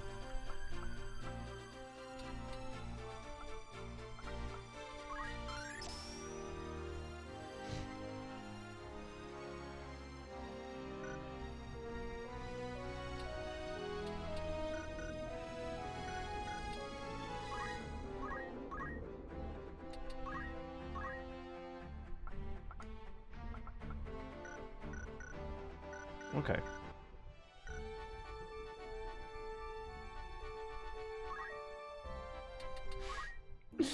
Let's save the game before moving one more spot across the map.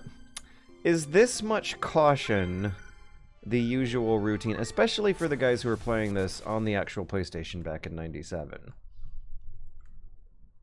Like, are you really supposed to save to your memory card before every single new potential battle? So we were gonna have Rafa and Marak alongside the thief. We got a new thief on the team who I want to level up. And then Glinda is always gonna be there no matter what. We're always gonna need Glinda.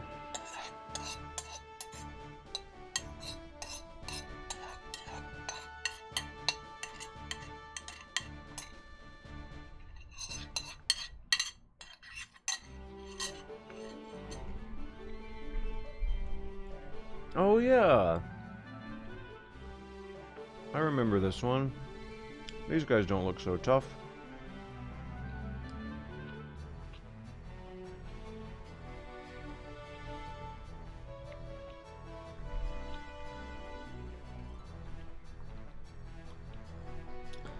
What's our order? What's our order of operations?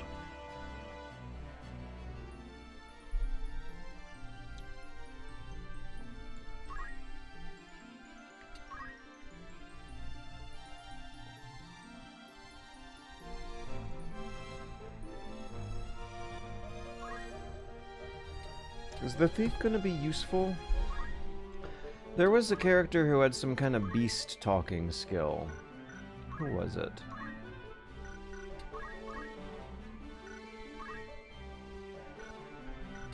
I don't know how useful that thief is gonna be.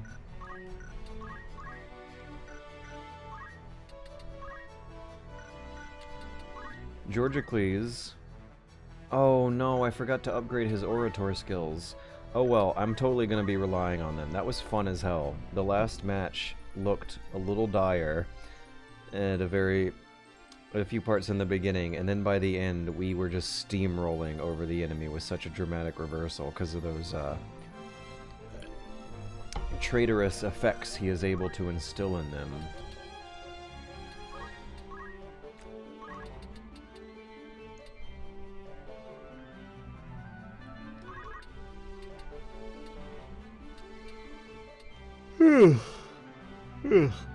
All these seer spells, I suppose they're the same?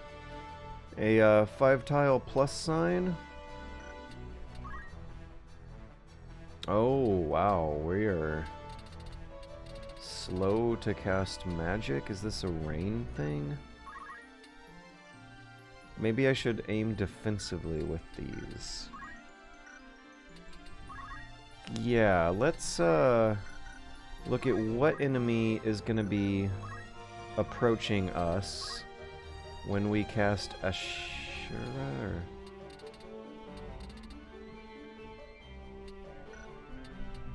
Heaven's Wrath. Innes and Oyax. That reminds me of the proper Greek pronunciation of Ajax is actually Ayas. We have Inax and Ajax here. Or there. Which ones are those guys?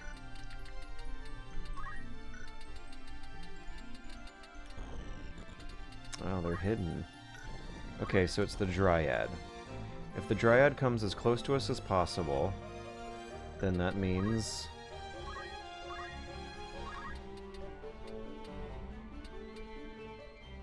that Rafa should move diagonally to the upper right and then cast her spell as far to the upper right as she can manage. No, here on the slope. Yes.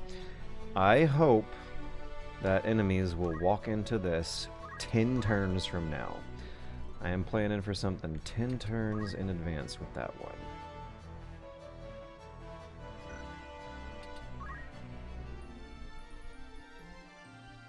I will totally remember that Ramza has a gun this time, yes.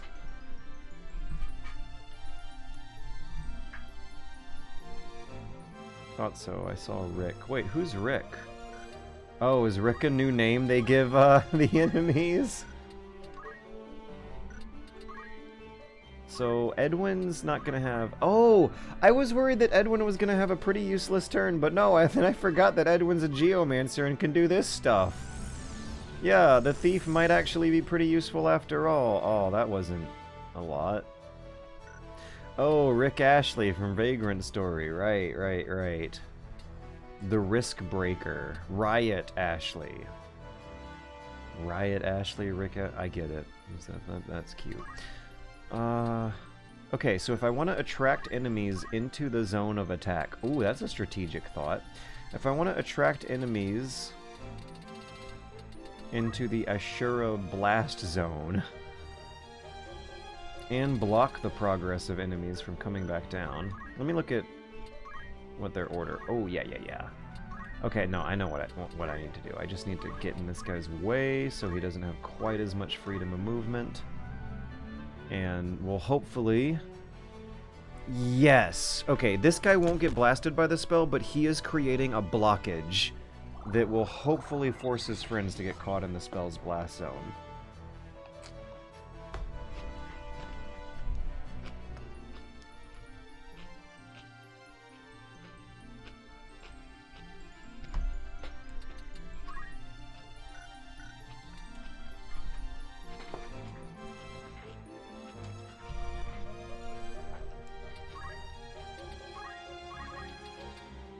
We're doing speechcraft, George. That's what you're good at. Also, there's a 1 in 3 chance of it actually working.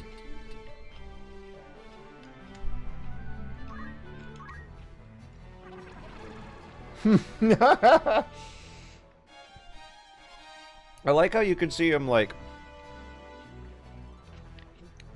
wave his palm at him like that, like, dude, listen, guy, you are going to lose. We can save scum. You might as well just change sides. It's a video game. Listen.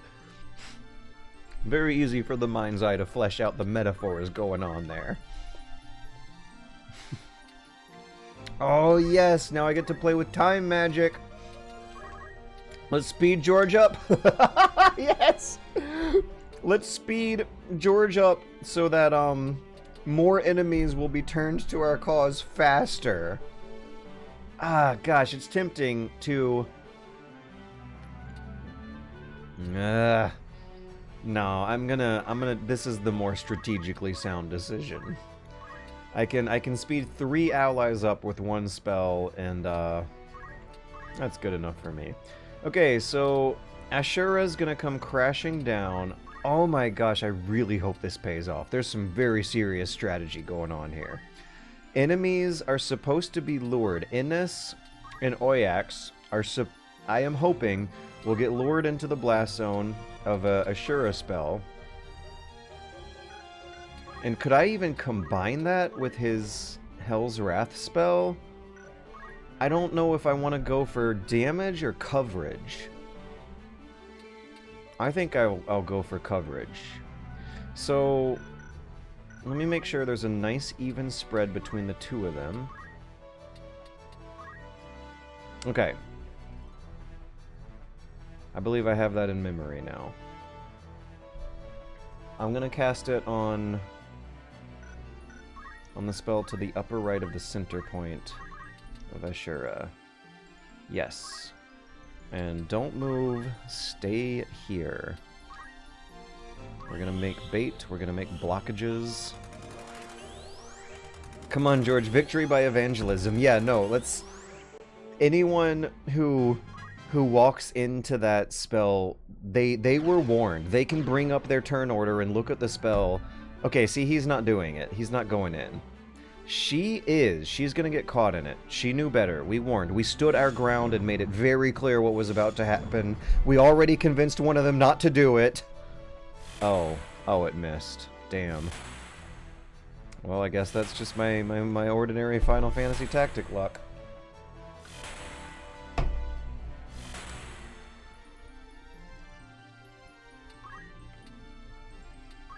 At least the Geomancy was useful.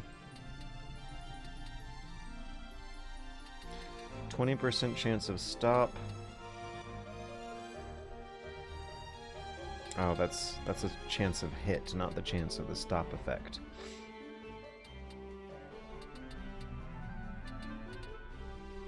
Ah, that wasn't even the chance of the stop effect. That was how much HP we were subtracting.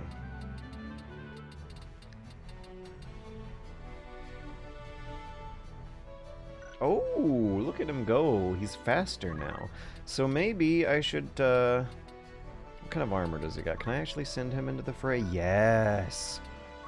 Let's get the Dryad on our side and start dealing damage to the weaker enemies. Wait, is Steel Gill ever going to be useful? Because I've noticed I've never worried about money in this game at all. And I've noticed that the encouragement to grind makes money even further more of a non-issue.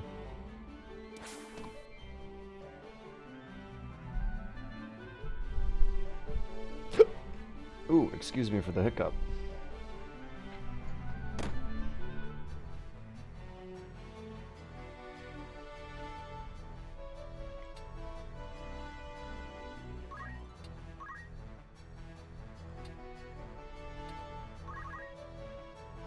How am I ever going to be able to make use of these ridiculously long... of these spells that have ridiculously long spellcast times? Oh, okay, we just have hard confirmed that Steel Gill is filler. Alright, what's your physical attack? The Musk Pole. Ugh. Gross. Ugh. Yeah. I'll use the magic, not the pole. I'll use the harder of the two spells, because I don't want to have to hold back. Is it gonna move? Ah, damn it, no. Should have stayed. Don't move, don't move! Okay, we're gonna spin punch. It's gonna run away, isn't it? I feel like they know where I'm gonna be casting these spells, and so they know to run away. They did not take the bait, unfortunately. Come on, come on, come on. Yes! We had like 2 unlucky dice rolls when I was first trying out this Orator business, and then like 5, 6 lucky dice rolls the second to afterwards. From there on out, it's just been pure good, clean luck.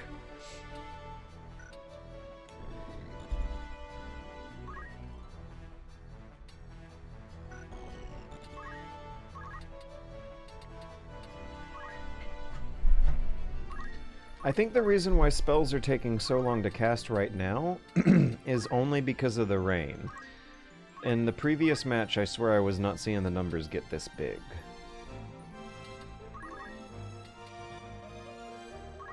Okay, now we'll do haste on Georgicles. Gotta keep that in mind for the next 5 turns, that Georgicles ought to stand next to a friend.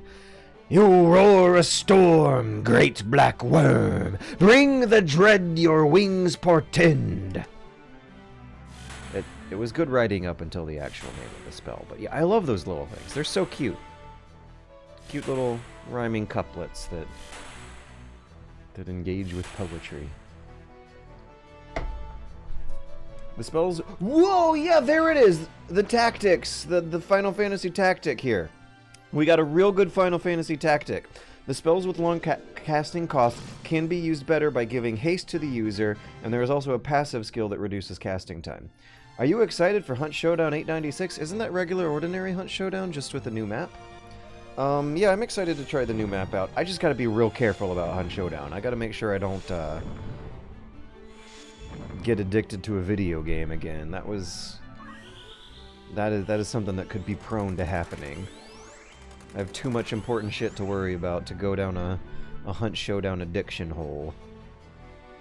Engine update and complete UI change. Oh, wait, never mind. I thought it was just the map.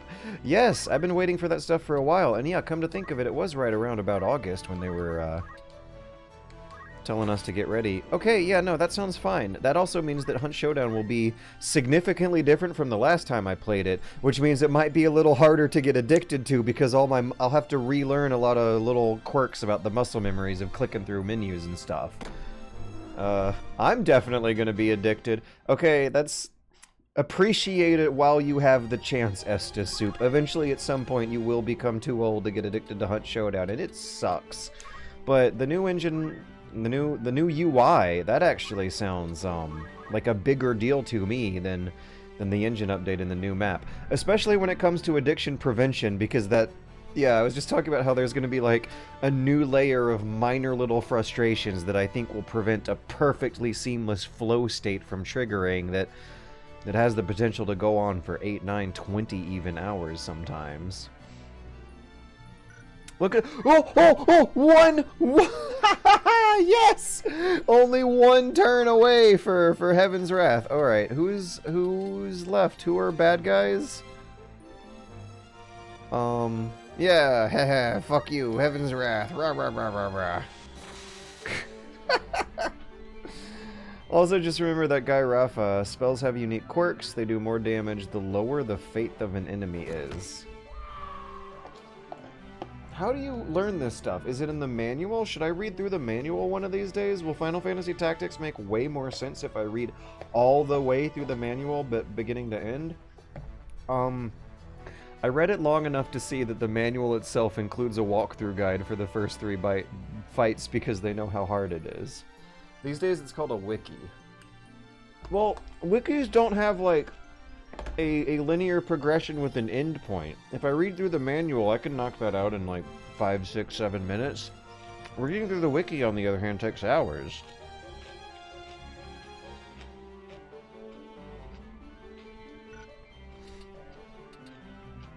Who's left?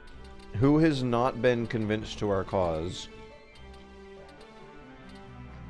There's a goblin guy who's gonna die, but I think he's kind of a lost cause. The cat guy, on the other hand...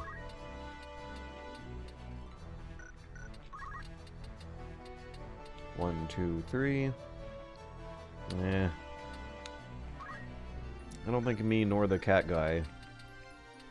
No, the cat guy does have movement range, but let's get Georgicles in the tactical orator position.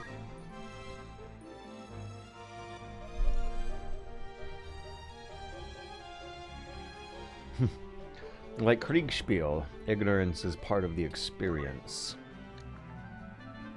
Hunt Showdown is such a beautiful example of how much there is to gain from taking things off the screen and letting the player be ignorant. I'm sorry, is my fan blowing?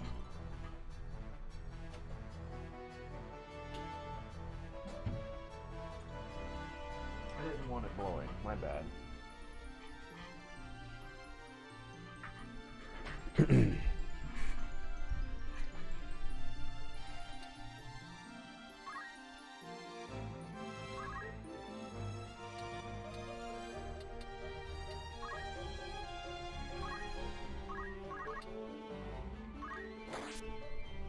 That is not a lot of damage at all.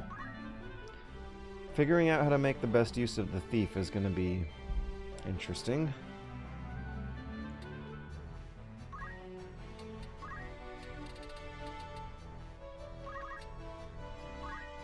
I don't think I need to think too hard about my decisions from here on out. We're checkmating them. They're done. Yeah, we won. We won. So another thing that's really different about strategy games between real human beings is that once they see the match is won, you're good. You're done.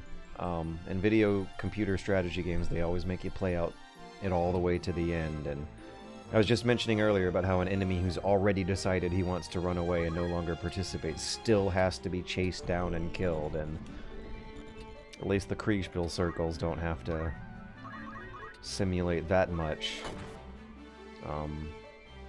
death and cruelty and fear.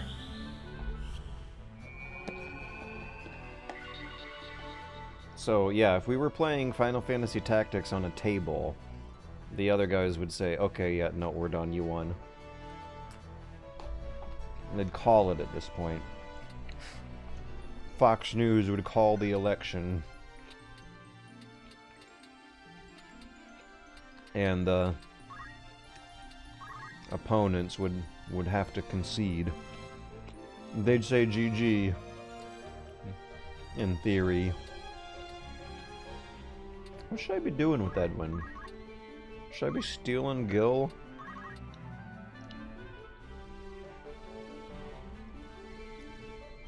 Is he going to be doing more damage by rolling the dice with the stop effect versus hitting for 49 HP of a guy with... Oh, and it's only 80%. Yeah, let's get a little fancy. Stop, stop, stop. Ah, it didn't work. He's got another opportunity to do it again. Maybe I should have just gotten him out of there and let one of the AI buddies handle it. Okay, now Georgicles' speechcraft is having a hard time closing the gap. 1, 2, 3. Closing the gap with this cat man, but I think I might have spoke too soon because it looks like he can close it just fine. No! 1, 2, 3. There's too much of a height difference. Does Tactics Ogre have a very a clearer conveyance of when your strategy is not going to work out because of an unexpected height difference? Bum, bum, bum. I can't believe how ridiculously overpowered I feel with this haste magic stuff going on. The fact that it also reduces spell times as well is hilarious. That's going to be insanely useful for the more difficult battles coming up. In fact, maybe I'm ready. I might be ready after this one. Tactics Ogre uses height even more. Okay, I feel like that's a different issue, though. The problem is I've never, after 40-50 hours of this, as you just saw, even though the number's right there in the corner the whole entire time, I've never really gotten a feel for what to expect out of what happens when height comes into play. Right, how do you explain to me that Georgocles could not have shouted this distance? 1, 2, 3. The range of his speechcraft is 3. It's supposed to be simulating words coming out of his mouth, not necessarily a direct connection with the thrown projectile. Cover should not be an issue. Height should be an absolute minimal issue. I didn't even think of it, and if I looked at the number on the menu screen, I doubt I would have been able to visualize it before making the move properly. In any case, I still won. We're fine. Dun, dun, dun, dun, dun, dun, dun, dun. I feel like US elections are poor examples of game design, gotta be honest. Wait till you hear about HOA elections. Boy, oh boy. Even worse. Man.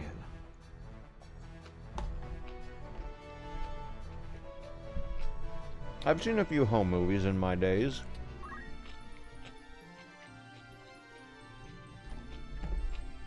Hang on a minute here. We're gonna play Final Fantasy Tactics at the same time as watching a good home movie.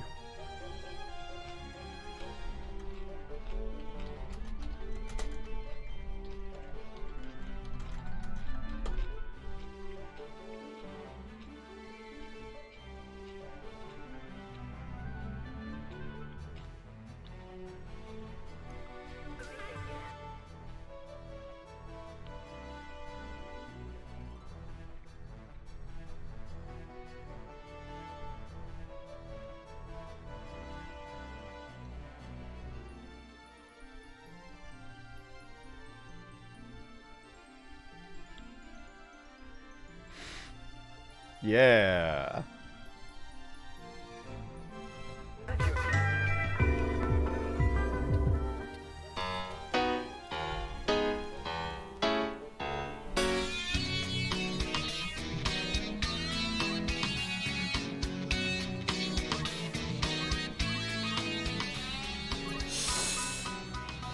They even did the theme put your song. hands up, Sonic. I got you right. We're out. You do something different? No. You got like a haircut or something? No. There's something different about you. You seem cooler. Oh, really? Hold on a second. Are you smoking right now? No. Sonic, you shouldn't smoke. You're like 8 years old. I'm 15. And I'm jonesing. Give me one of those. I thought you just said he shouldn't smoke. And I'm a bad man. Boo-hoo, alright? Pay me as a villain, why don't you? Yeah, I guess that's fair. So how's school? I don't go to school. Oh, right. You still doing that running thing? Yeah, I mean, sometimes. How fast are you now? Pretty fast. Yeah, let me see. I don't really want to right now. Well, I don't really want to see anyway. You know, I used to run. Yeah. You probably wouldn't think about it looking at a guy like me, but you know, I was pretty quick. Yeah. I went out for varsity track. Oh, yeah. You know what they don't tell you about track, Sonic? No. You gotta get up early. You gotta get up real early and run a lot. Huh. Learned that about halfway through my first day. I mean, I'm fast. Yeah. But like, Oh, I in forgot he short had a bursts, gun. You know? Yeah. And I don't do early. Right. But you know, that's the difference between you and me, Sonic. You're a fast guy. You do everything fast, you know. I mean, look at me. How old do you think I am? I don't know, like 30? Alright, well, I'm 48, Sonic. You wanna know my secret? No. Take life slow. Slow down. Let me get another one of those. Hey, you wanna know the main difference between Green Hill Zone and Emerald Hill Zone? I put monkeys on the trees. Hey! What are you doing? You're supposed to be throwing stuff, not having a fucking tea party! How are you gonna stop Sonic if you're not even in formation? It's hard managing these levels sometimes. Yeah. But you know, in my time as an Eggman, when I'm struggling, Sonic, I just think about my inspirations. Inspirations? You know, people you want to be like. Great people. Like Steve Wozniak, Right. Joseph Stalin, you know. No. What? Yeah, that guy had a sick mustache. Yeah, but he did a lot of other bad stuff. You know, I started growing mine after seeing his. Got kind of carried away. I don't know, I kind of like it. Starting to remember why we don't do this more often. Hey, what are you doing tonight? What? For dinner? What are you doing? Oh, me and Tails were just gonna hang out at the house and make some chili dogs. Alright, well now we're having spaghetti.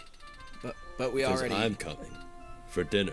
I Come don't on, know. it'll be fun. I'll bring my world famous Eggman's baked beans. For spaghetti? Wouldn't it be better with chili dogs? You know, maybe you're right. Alright, chili dogs it is. But I didn't invite you. When's the last time you, me, and the gang all had fun, huh? When you tried to kill us in space. Yeah, that was fun though, right? Yeah, sort of. Alright, there's only a few of these left. I'm taking these. There's like 12 left. Alright, I'll see you tonight. Please don't. I'll be there. Bell's on. What does that even mean?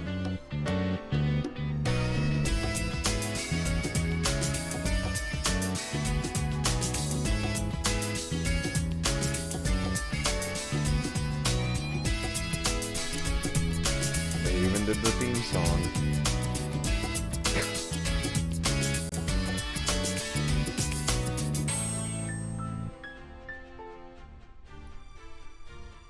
So, I enjoy a home movie every now and then. It's a good series. It's a good series. He talks just like. Wait, he took you to a minimum security wait, prison. That was an actual home movie, but yeah, it's good stuff. It's good stuff. There are like very few other media experiences that capture the combination of terror and boredom that is being a kid having to listen to a miserable old man who can't stop talking about himself and revealing more and more horrible things as they go on. Welcome to the Super Bunny Hop sad stream, everyone. We're not doing a sad stream right now. This is a very normal, ordinary Final Fantasy Tactics stream.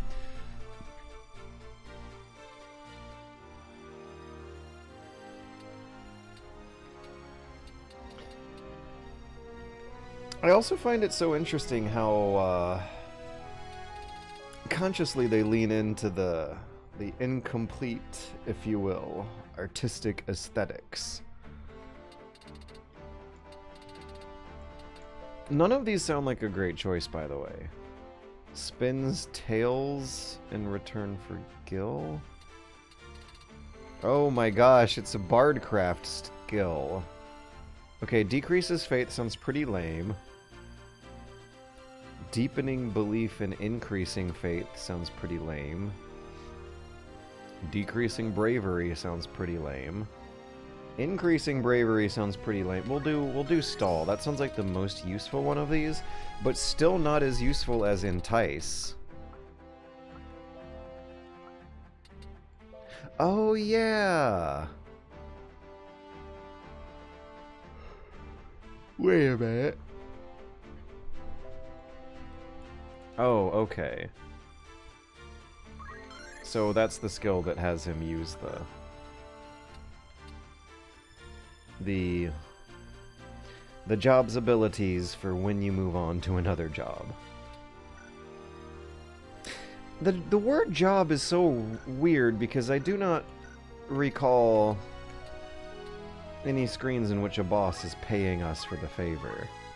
We got $20,000 from killing wild animals. The game did not explain the exact process of how that happened.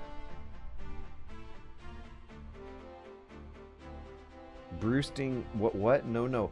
Bro, boosting brave is OP. How so? Doesn't bravery just mean that they're like more likely to not make bad okay, how do they explain it? This number indicates how brave the unit is. The higher the number, the more valorous the unit is. I thought I read in the manual 50 hours ago that bravery correlates to how likely they are to obey your orders. That can't be right, though, the more I think about it, because I've never seen that even be a factor at play. What does bravery do? Does it just subtly affect all your dice rolls?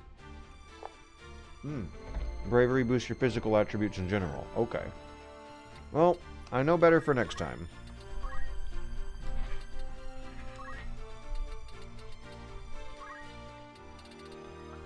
It's gonna be a while before I can develop that guy. This time mage business is insanely overpowering. I think I will go to the next big tough battle with Glinda on my side. Now what about Rafa and Marak though? They don't seem particularly decisive. They also have pretty shitty item skills between the both of them. I don't know if I want them to be part of my main crew.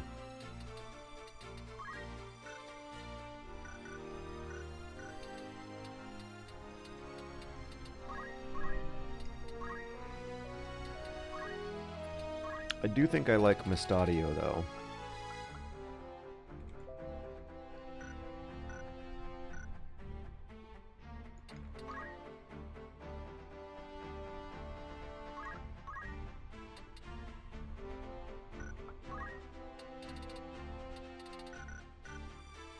And I recall worrying about his armor. Add an ability to all monsters and neighboring tiles with an L. I don't really know what Beastmaster is, and I don't think I've had a lot of opportunities to use it. So we're gonna give him the heavy armor instead because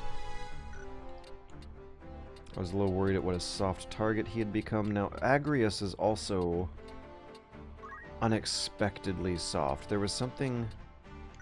Oh, wrong button! There was something going on with Agrius's build that was wrong. Yeah, clothing. What is that? I can either pick swords or heavy armor. Can't have both. Can we at least give her something better than clothing? Yes, we can. So, what's highest number?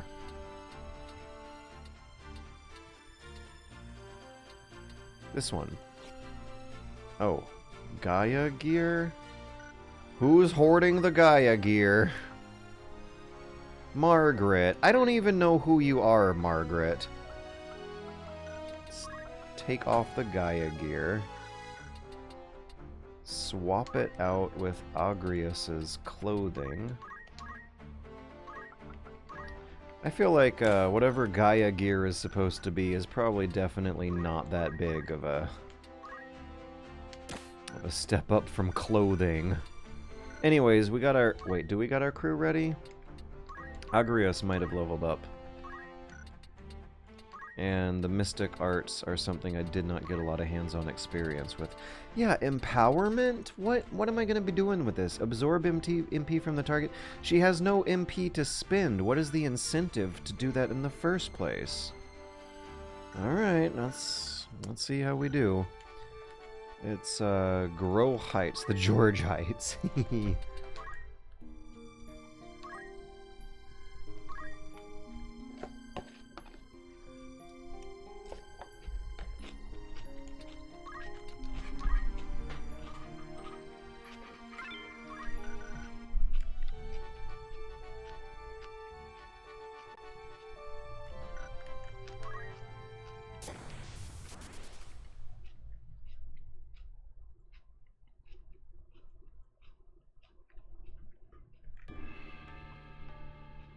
Brum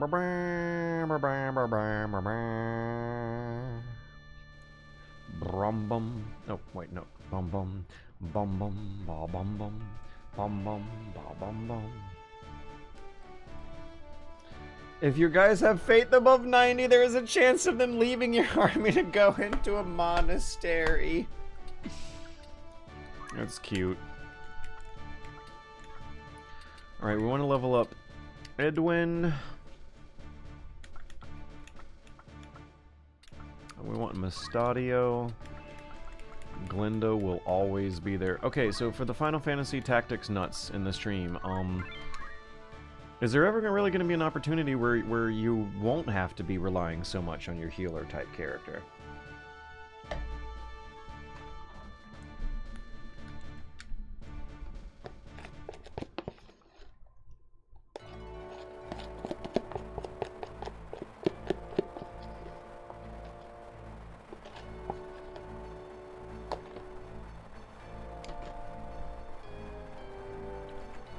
I don't think so. Okay, so Glenda's gonna be in every single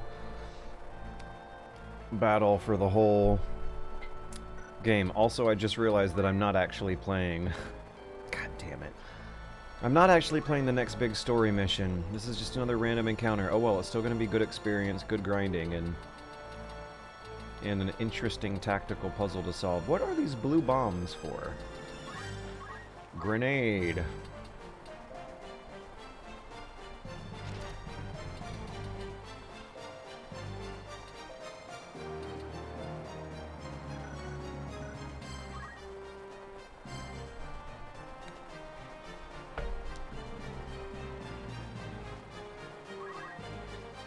This Edwin character. Oh, Geomancy, I forgot. Yeah, he might still be useful because of the Geomancy, but other than that, I feel a little iffy about his build. What kind of armor does he got? It's good, it's fine. Should I put him in position to protect the healer?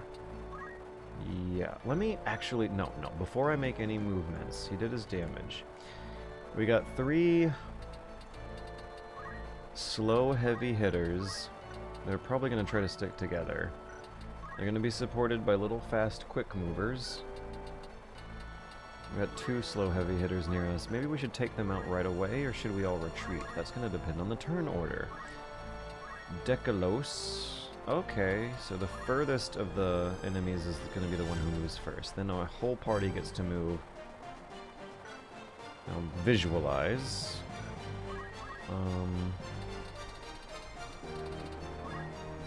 Yes, let us move to the upper left.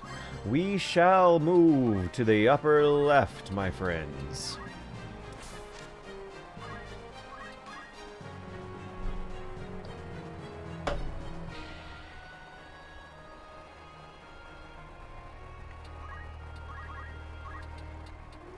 No, I was hoping Georgicles could try it.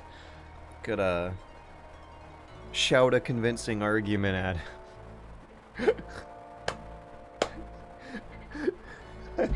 How would this go, like... You don't actually have free will, you're just an NPC! There is nothing in our party that is worth your life! Do they have different ranges? Nah. I guess they'll have different percentage chance of hitting.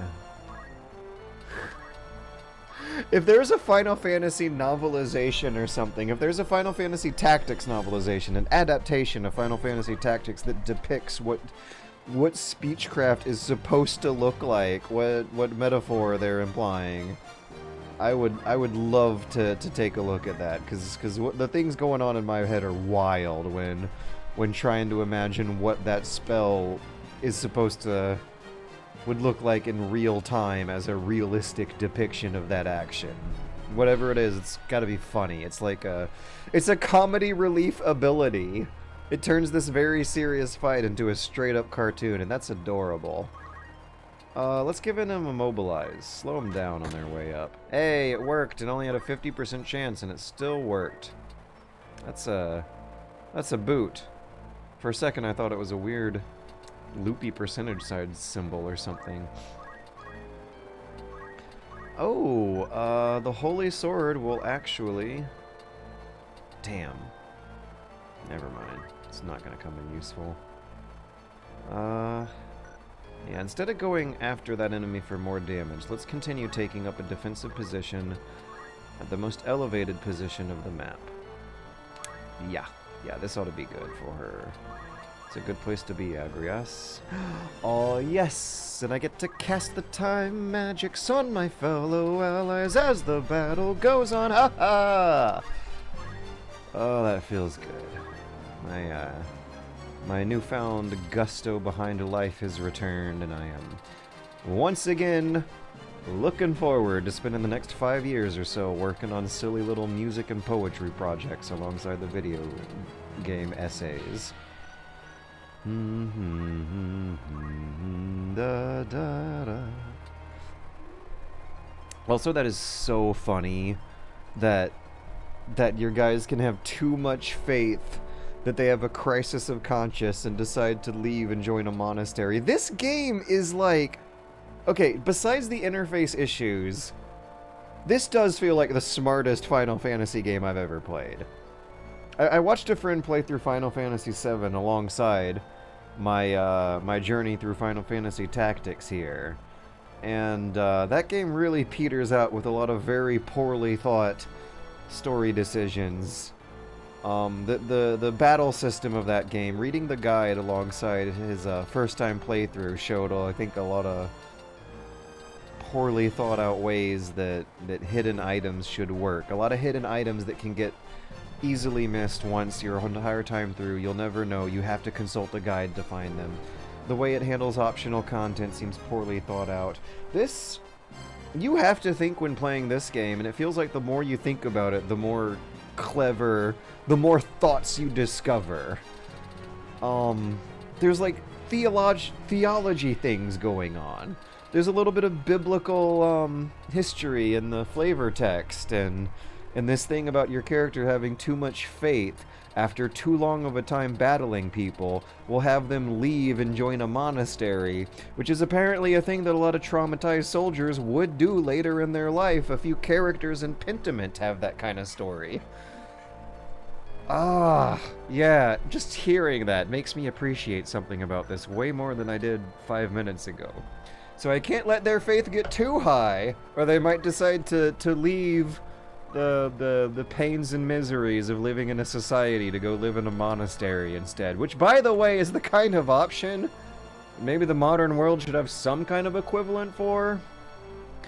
Maybe over the decades or generations, isolated farming communes might be able to stand in for the same sort of psychological role that the monasteries would be providing people. They served a function. I bet there were less crazy, awfully crazy, drug-addicted homeless people, mentally ill homeless people on the streets if there was that kind of institution around to care for them like in the medieval times. Anyways, that's, that might have been a pretty wrong way to describe it considering the associated corruption and abuses that were going on. But it was still a nice idea, right? A place for broken people to go live a simple life and get taken care of and do good work for the community. Surely we can have some sort of equivalent idea for modern times. What was my game strategy again? I was gonna take defensive positions and cast time magic to speed up my allies. Okay, so Glinda's gonna be casting so much magic that she's gonna need an ether soon, and I don't know which character on the board here is gonna be the good one to refill her gas. These enemies are gonna be moving at not a particularly fast speed. One of them's immobilized. In medieval times, they just killed the disabled. No, well, it's a lot more complicated than that, and I have read books claiming otherwise, my friend. The book about the medieval executioner claimed as much, that, like, yeah, if there was a disabled person in the village If it was a functioning normal village, the village helped out. There was so much more of a sense of community going on that has now been lost, and I am yearning for a modern equivalent.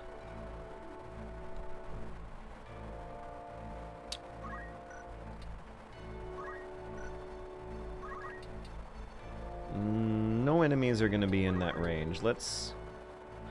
Oh, yes. Let's haste up Georgicles so we can have him talking the enemies into joining us. Okay, question, though. Should I actually be focusing on actually killing the enemies instead of non-lethal? This is like the non-lethal no trank rule. I have just now... Yes. Okay, my appreciation for Final Fantasy Tactics just grew 3 sizes bigger today because this is a new way to win battles without killing the bad guys.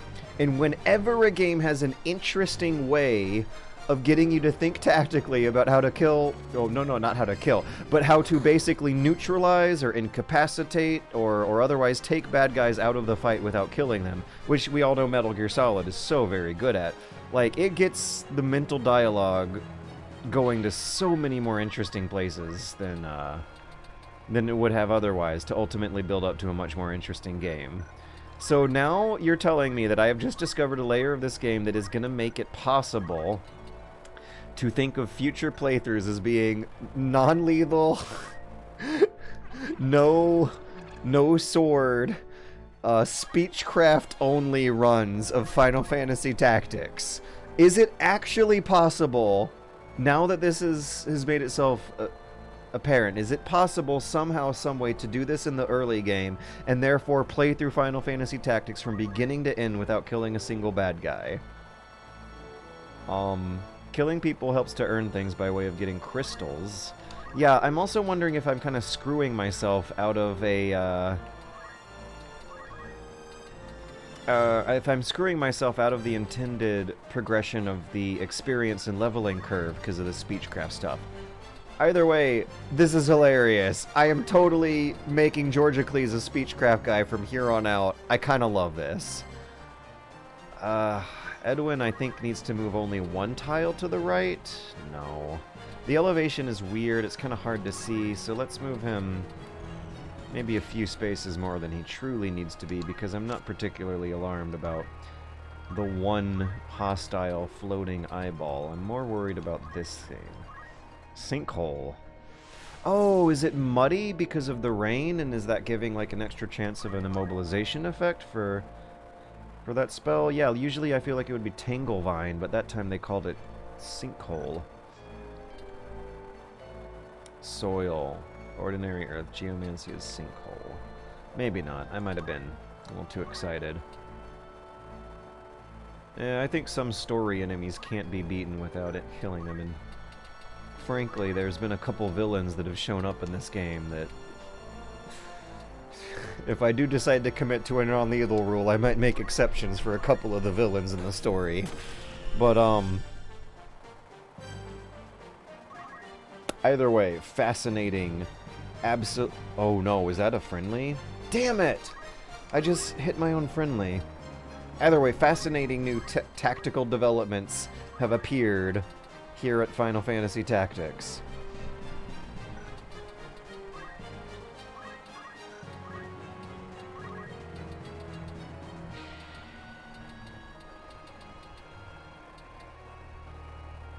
Not a good position for Mustadio to be in.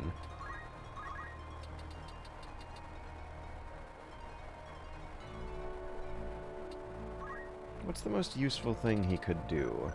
Maybe he can give... No, he can't even really give anyone a healing item right now because everyone's all full. Alright, we'll just move him up to the corner, the elevated corner, where we're going to take our defensive positions and make what looks like a pretty easy defensive stand. Oh yeah, we're fortified in the corner here. They are immobilized, they're slowed down, we are sped up. Let's slow them down further! Yes! Oh, damn! No! I got real excited.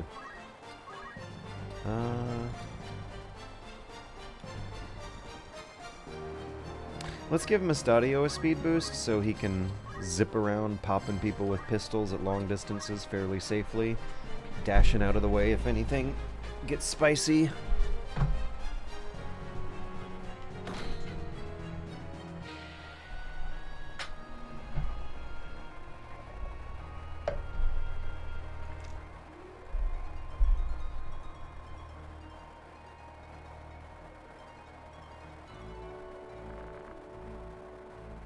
Hither, yonder you flit, fly, mark well time's passage swift.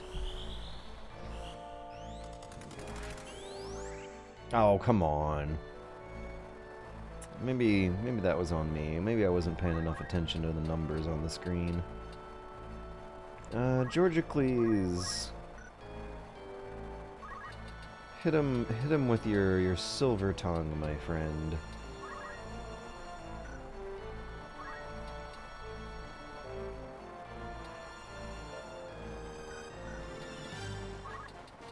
One, two, three, four.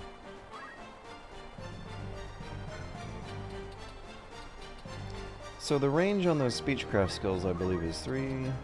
Okay, so let's put him 3 squares away. 1, 2, 3. Maybe I should go for the eyes first before the bombs because of their extra speed. No, I didn't position myself correctly for it either way. Okay, we got a 20% chance of traitor. 28% chance of stalling him. What's his current CT at? It's not great either. We'll do entice.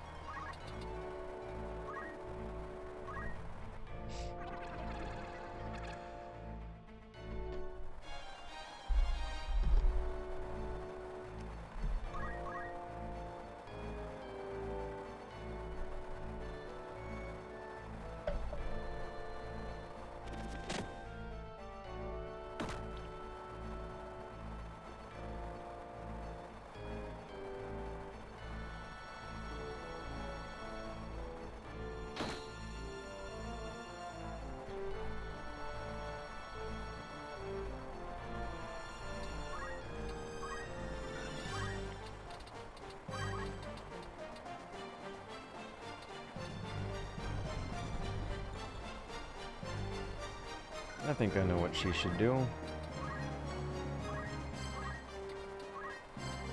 Divine Ruination. Yeah. Damage score is not great, though. Is it actually going to confuse any of them? No. Was that what she should have done?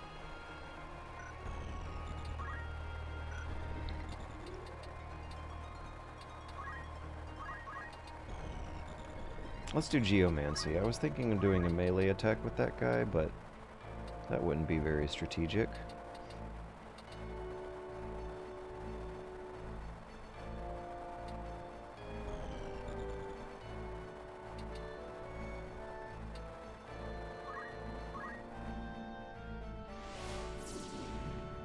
Now let's get him climbing up the hill to the right, but not too very far. I want him to get a haste spell by Glinda.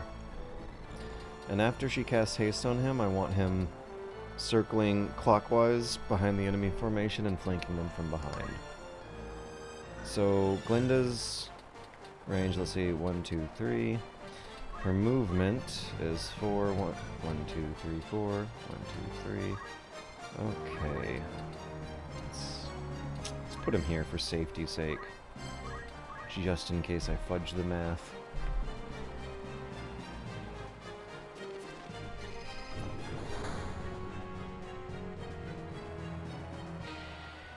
Nice to see some infighting going on. Oh no, he's retreating back to our side! That's so sad!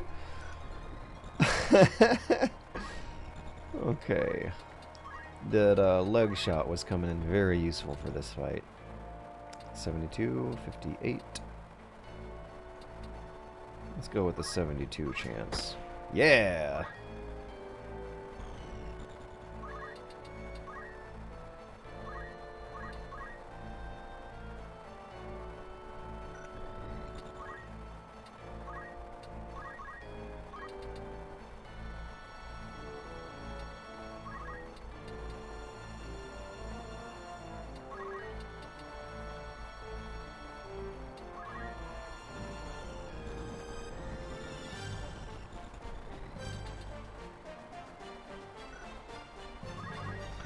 This might be...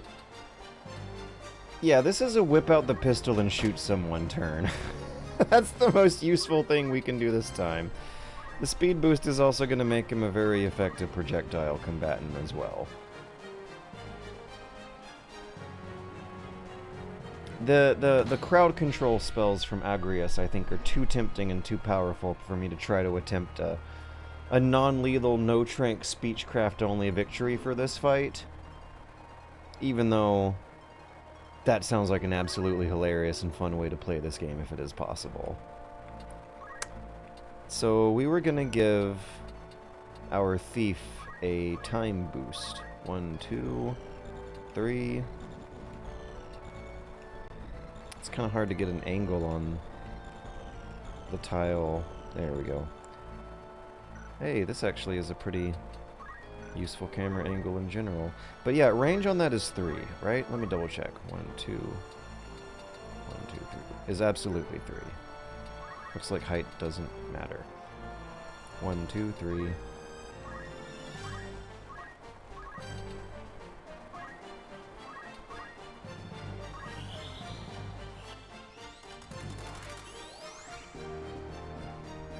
Oh, hey, welcome to the super ordinary normal. Whoa! Oh, that kicked ass. What even just happened? It was because of the infighting that we triggered.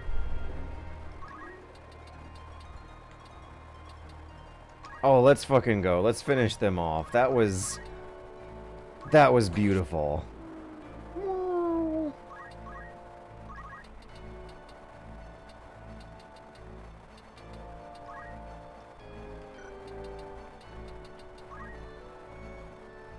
You could also use the Mathematician.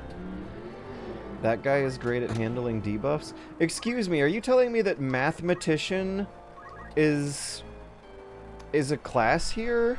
Along with Orator? Are they really, like, getting into Enlightenment gentleman abilities to try and evoke the early modern era of the liberalism revolution going on in the story?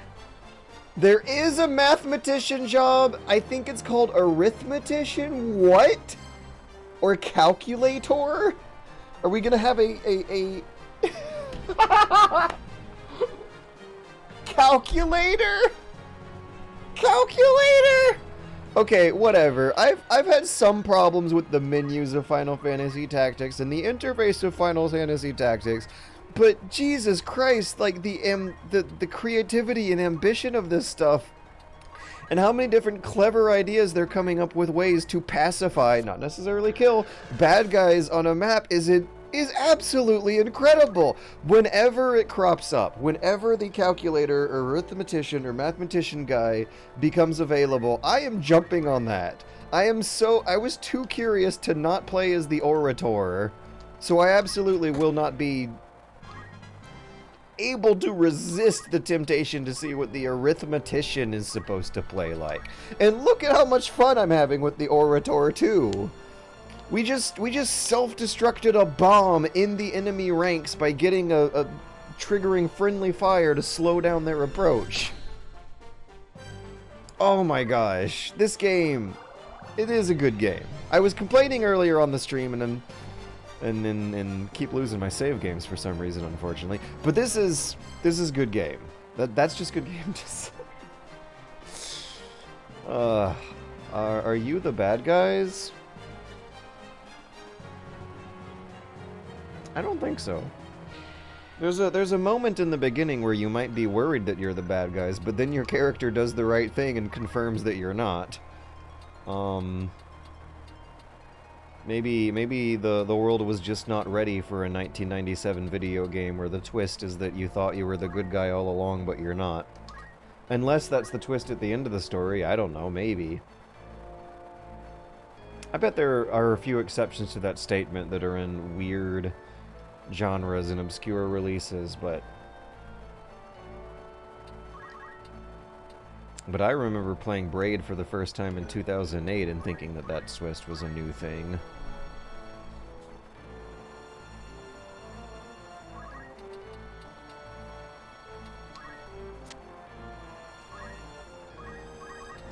Also, would it be advantageous for me to keep these enemies alive and eat up the crystals that they're going to leave behind before the battle ends?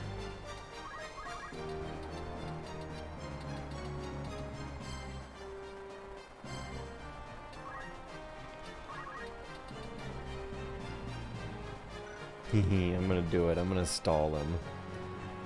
You enjoy all the killing. You enjoy all the orating. Listen, you're an NPC in a video game. You're gonna lose anyway. You might as well just sit there and not even bother it and think about something nice for a while. Agrias's damage output is still the absolute pits. Let's use Mystic Arcs. We gotta get her some Mystic Art points, or else she's never gonna level up those skills. I think I just casted an empowering buff. Look at her little cheeks move.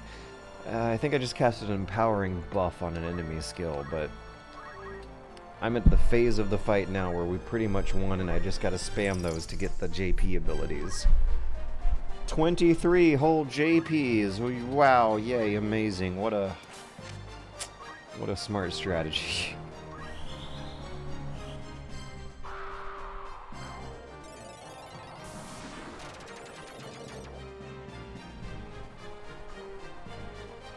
$21 JP. So I'll collect these crystals. I'll lure the enemies away from the crystals, immobilize them with leg shots, and see if I can speed my character's level development up faster. Oh, that's too close, too close.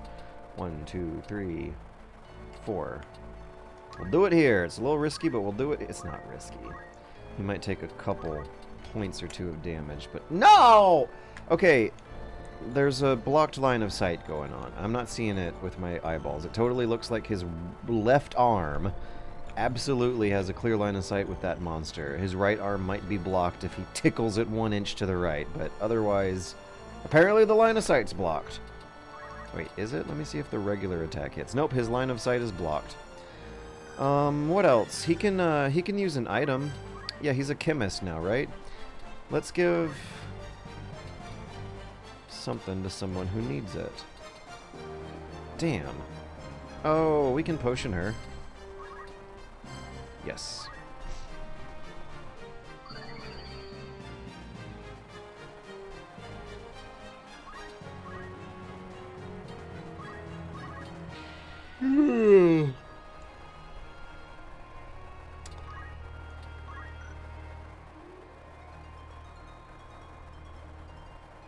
Eight turns to cast. That's not ideal.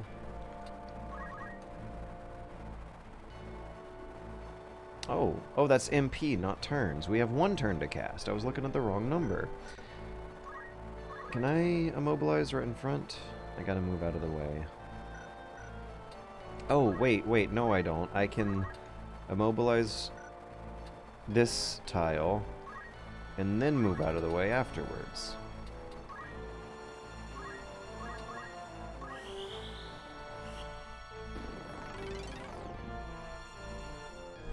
Yeah.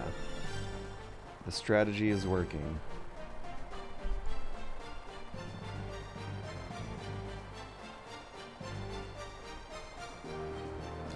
Okay, Chemist is the item guy. Their auto item skills are very nice.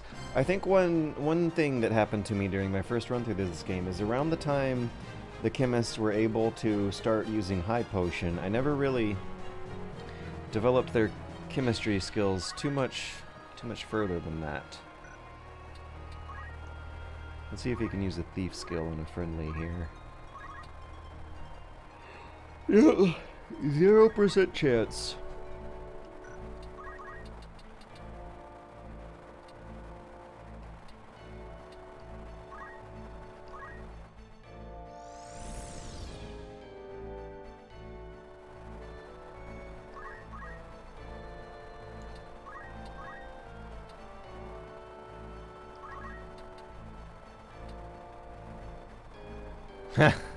So one of them will be immobilized, the other one will be stalled.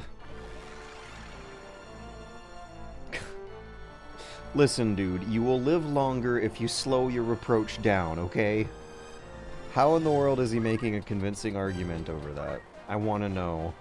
My imagination is going crazy with that stuff, and it's wonderful to feel that happening.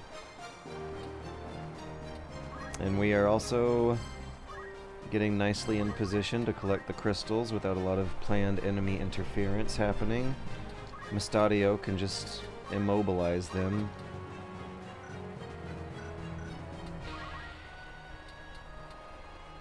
One, two, three.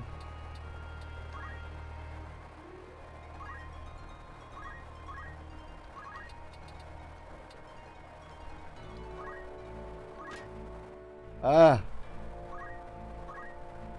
Ugh.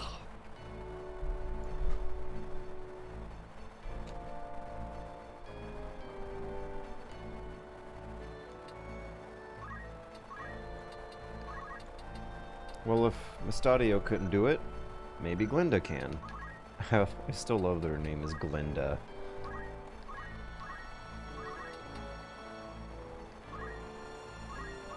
We got a 59% chance, but we are due for a lucky dice roll after the previous miss. 90, that was hard. That was a hard hit.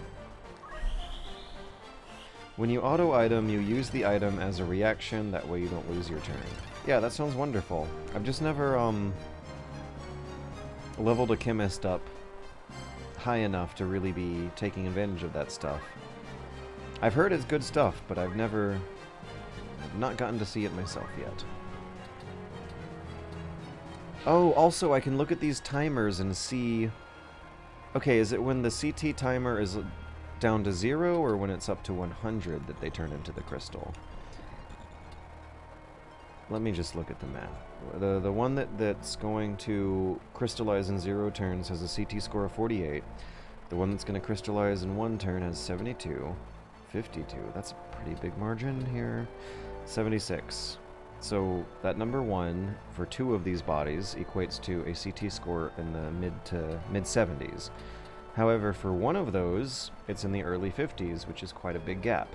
The one that's 0 is at 48. It's closer to the 52 points one. Either way, it's a nice... I see it. Lower values equal sooner crystallization. Mystery solved.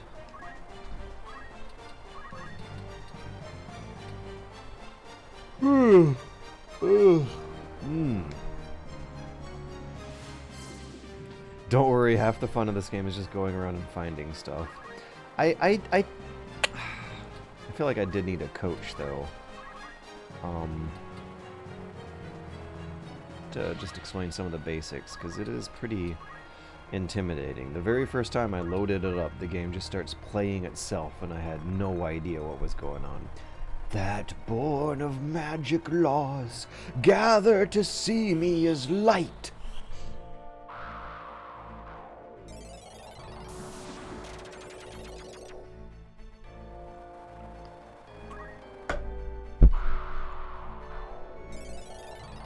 Hey, that's a good thing, right? Because that was a buff spell. So we just had 2 chances to buff up our friends. Let's just stall them some more and collect the crystals. This is hilarious. Doing this over and over again, though, I've noticed does... Oh, no, I'm out of range. Oh. Can we item? Nom nom nom nom nom. We can get some Chemist JP. No Chemist JP from eating that potion. Is that because he's not... No, he has the Chemist skill equipped. Okay, this is something that I think I actually was in the dark on, is regarding how JP works. Yeah. Because I've noticed that none of my Chemist skills ever... None of my Chemists ever got... How... What's the vocabulary to say this thought? I've never seen my guys' chemistry skills get high enough to, utilize the auto potion abilities, which probably means that the JP that you get for doing actions in a battle correlate with what their primary job is right now. And if you use their secondary ability in slot number 2 of the menu here, it doesn't count towards leveling up their class.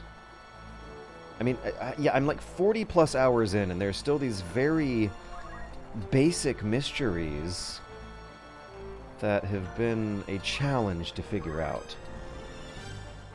It is better to play with someone else to explain what you don't get. We have one crystal. A crystal has now appeared. Hopefully we'll get abilities from it, and all of this grinding will not be a waste of time.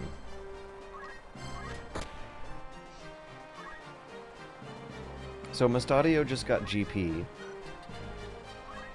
And he's a chemist! God. Never mind. Val just said, yeah, I think that's how it is, but the math I just saw on the screen did not... Wait, no, unless those JPs went to his, went deposited into his chemistry account instead of his machinery account. He used a machinist skill on an enemy to a successful hit and got 21 JP for it. Georgicles drank a potion on himself and got no JP for it. In both of those cases, it was the character's secondary ability rather than their primary job. This is rough. There is a certain roughness to the system. Or maybe it's not the system, it is just the interface. I think you can only get JP on your current job. Well, I'll have to check what his machinist skills are. Come to think of it, I think he's maxed out as a machinist.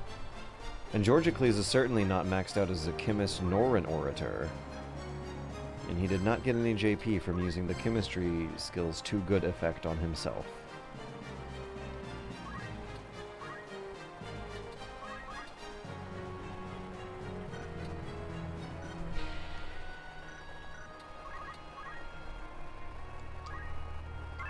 Now, next question. I don't want health and MP, I want abilities. I'm gonna say no. Oh, did it delete the crystal?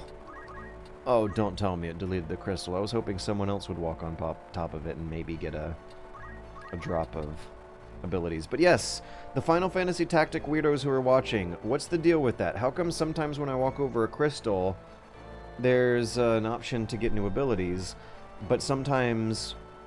most of the time, for that matter, when I walk over a crystal, I get the option to heal and refuel the mana.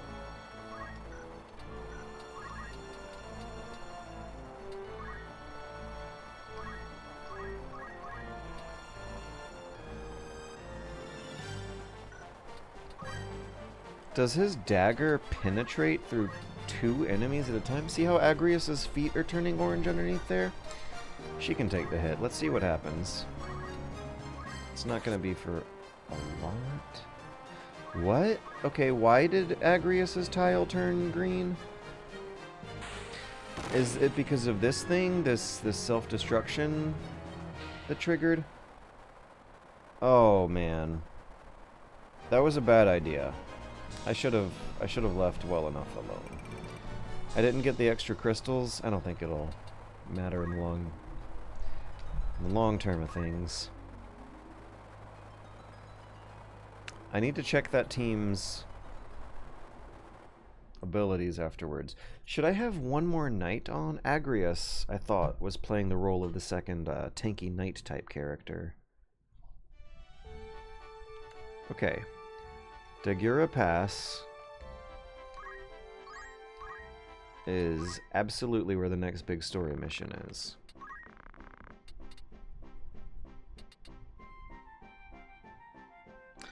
We're gonna change our Thief's Dagger out. Wait, is that the same?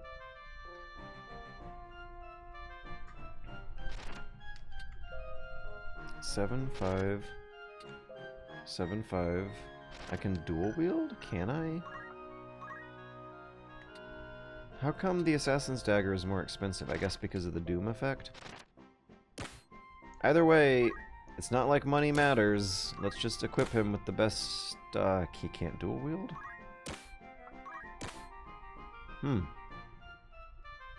Okay.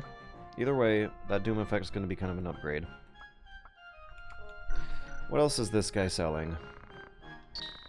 I have to commit to that purchase before going back to his actual main menu instead of the fitting rooms thing.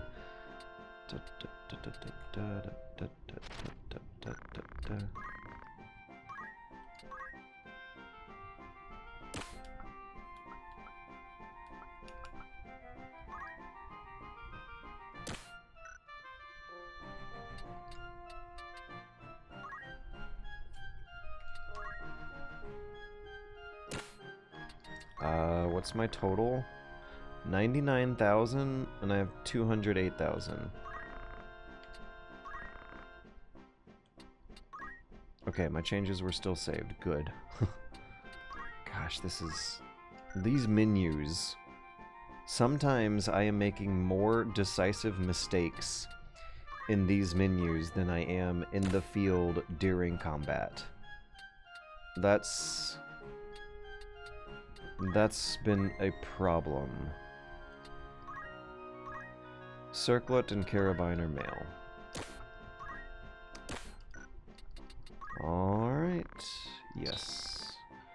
That was the first time in a while I've had to care about money. Next time I have to care about money, I'll sell my stuff. I'm not going to optimize it right now on stream. We got enough high potions, we got enough ethers, remedies, phoenix stones.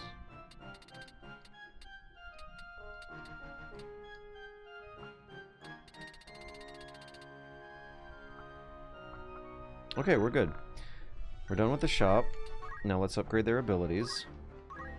What's next on the Orator list? This is going to be hilarious, whatever it's going to be. Beg. I can afford to beg. Spins tails in return for Gil. Oh gosh, can you imagine what the Homeric verses would sound like if in the middle of the battle the warriors start telling stories that are so good that their opponents throw them a few coins and then they keep fighting? That unironically does sound like something that would actually happen in Homer, that the ancient audience would find pretty funny and silly and unbelievable, but cool and funny and awesome. Whatever's going to be next on the menu of Time Mage is always going to be fun. Yeah, like Venti says, whatever the crystal gives... Oh, this is a reference to Venti Robot. They have to be human crystals. Oh! And you have to have the job unlocked to get them. Do you mean their job? Do I have to be the same job as the human enemy? I think whatever the crystal gives is luck-based, but I think monster crystals only give skills to other. It's like Venti says. Okay. Throw a coin to your hoplite. That explains a very frustrating mystery. Thank you, Venti Robot. Thank you.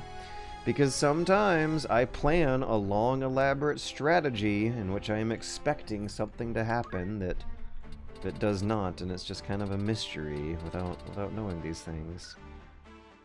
The play between ambiguity and unexpected results, and how well a player can truly enjoy navigating that kind of frustration, is a delicate game design balancing act indeed. I've heard float's useful, we're going with that. Okay, now that I've actually spent my money on it, what does it actually do? Time magic that warps space, allowing its targets to float a height of 1 height above the ground. What is that? I would appreciate a further clarification of what that means.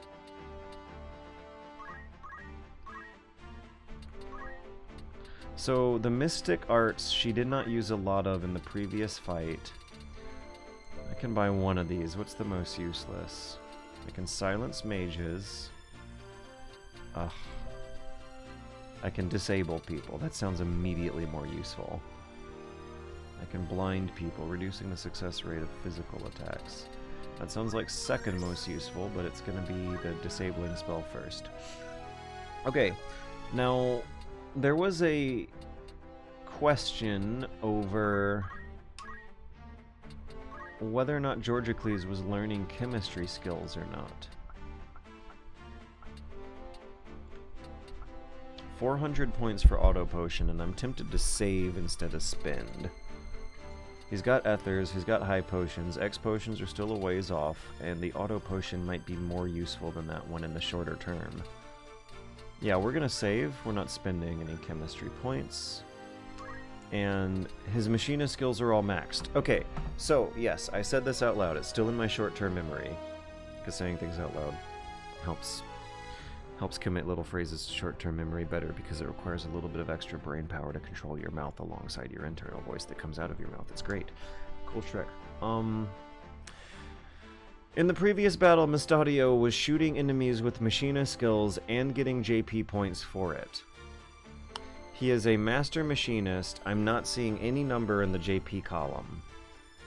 Were those points going towards some other total? Where were those points going? Were they going to his chemistry skills?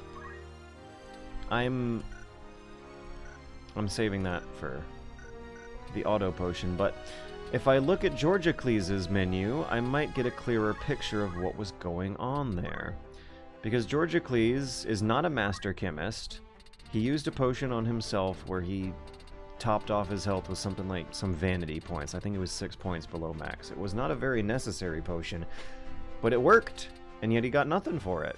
And his chemistry skills are still kind of underdeveloped. If every character who you care about, if the important characters you care about are supposed to have auto potion in their list of abilities at some point, I'm seeing a weird way, a hard way of visualizing how that happens smoothly and elegantly. Okay, when you float, you don't take damage from certain skills. It also helps terrain and stuff. Yeah, every now and then, some water or some mud, some muck. I think I read in the menus that lava is going to come up at some point, but I haven't seen it yet. Every now and then there's been a terrain issue, but it's been extremely rare, so situational that it doesn't seem like a particularly big advantage from the float. Now the other thing is you don't take damage from certain skills. What might they be? Geomancy, maybe? I've fought floating enemies who didn't seem... They were visually impressive, but when it came time to do combat with them, they didn't seem particularly intimidating. Oh, I also forgot to send my friends off on adventures. Oh boy. There's a lot going on in this game. For how simple the interface what do they call it? Burying the lead? For how simple the interface is, there's a ridiculous amount of complexity going on here, and it is pretty impressive.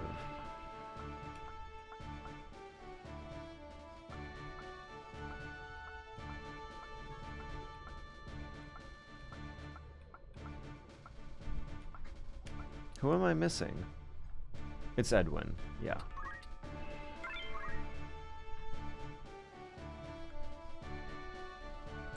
Okay, so most geomancy skills don't hit floating people, but how often am I up against a scary team of geomancers whose geomancy is a legit problem?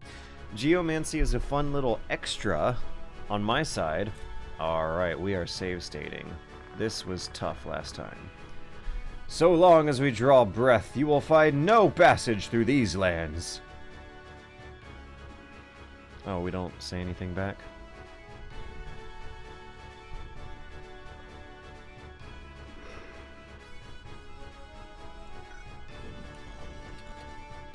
Oh man, Mustadio got caught on the ground.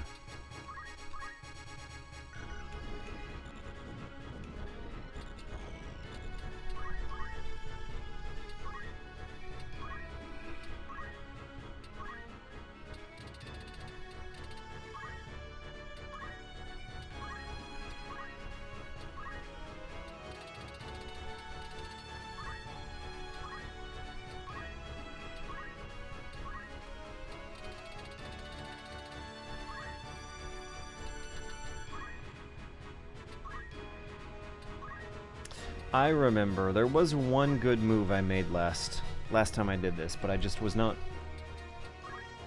thinking too hard about the long term. The one good move was rushing these soft targets to the upper left quickly. When does Glenda go? Turn 4. Not great.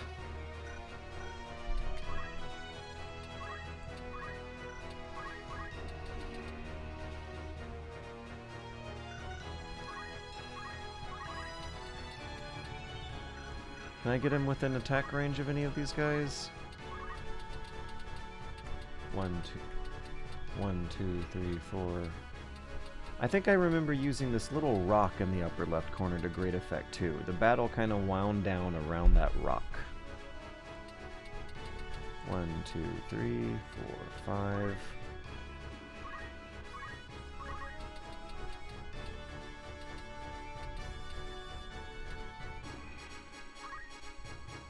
Come on, confusion.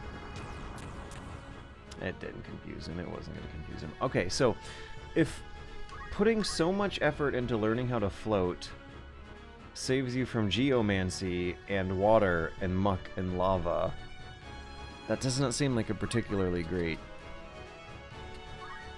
boost. Oh my gosh, I can just... Okay, maybe it's tougher with human enemies. The Orator stuff going on here is all of a sudden making this fight seem way less intimidating than 1, 2, 3 than it should be. 1, 2, 3. We're going for the soft targets first. It breaks my heart. We can't orate right away. But we will be soon, my friend.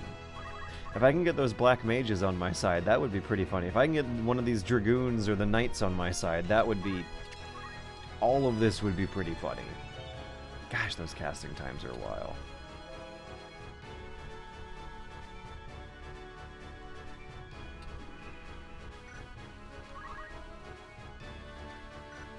Oh wait, she has the Holy Sword. She can hit them from a pretty long distance if she moves one square to her left. Oh yes, I am ridiculously more powerful than last time. Did that do anything? Yes, it did. It didn't hit for a lot, but it did hit. Okay, we want to speed George up. Yes. 1, 2, 3. Yeah. Oh, this is gonna be funny. This is gonna be so funny.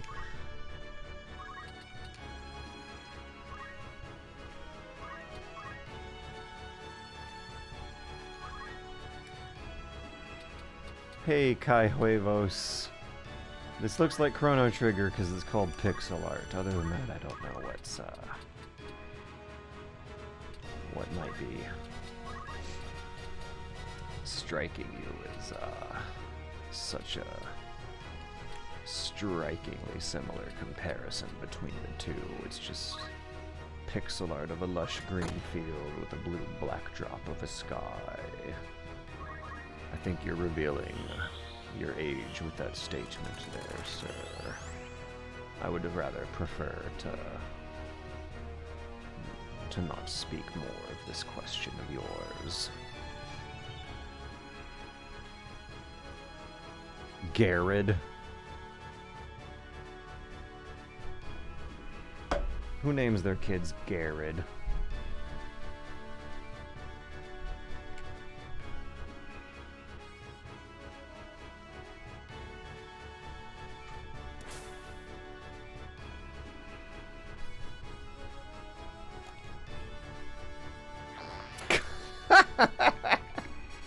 Good response.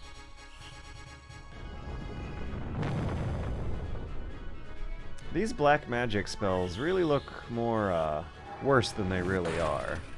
Oh, never mind. As soon as I said that, I got hit by a pretty scary one. Well, Edwin, we're gonna have to fall back. Also, yeah, we're not a healing guy either. Let's cast our spell and get out of here. I just unlocked this with my points.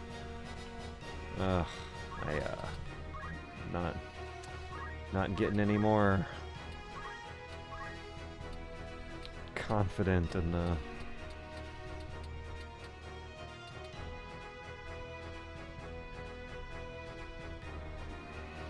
sum total of life experience of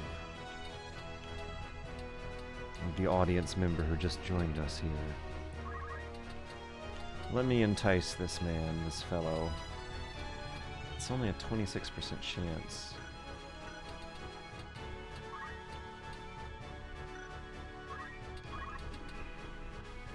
$64 is not a bad amount of damage. Peg.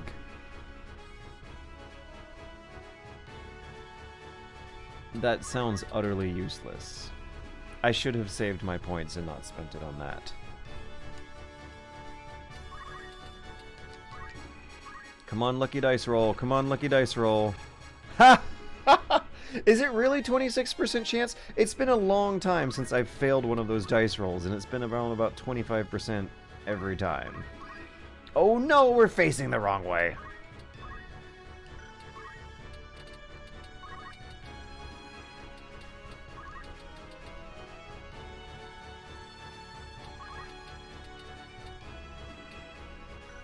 We need to move her up 2 spaces, and then cast a crowd control spell, Hollowed Bolt. Gets good 2 of them. Ripe, trembling air, suffused with power, through arm upraised, shine your light. I don't think that silence is going to do me much good. But Glinda's haste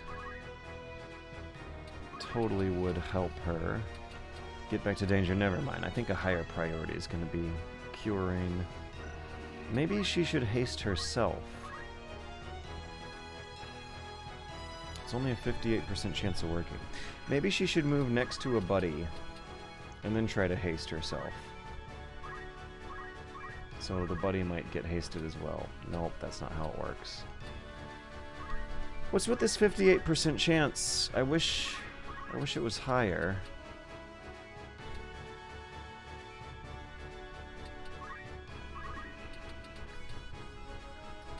$44, $44, $44, $72. We'll do the mage up there. I don't think the archer is gonna lose much range ability. Hey, I can haste Mustadio.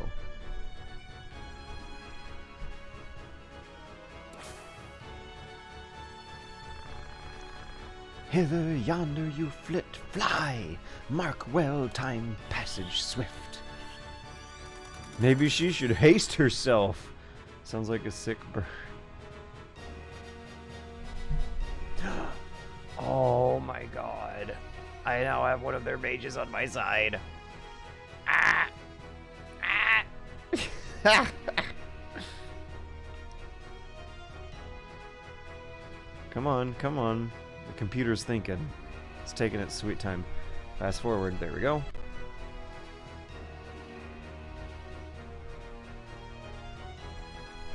Why is it taking so long to think?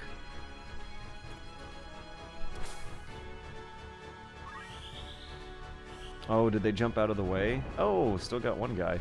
Oh, this is awesome. They're just gonna fight each other with projectiles while the rest of us do more important things. Okay, I still gotta think kinda tough about the strategy. Light that moonlight gathers to me in a niche.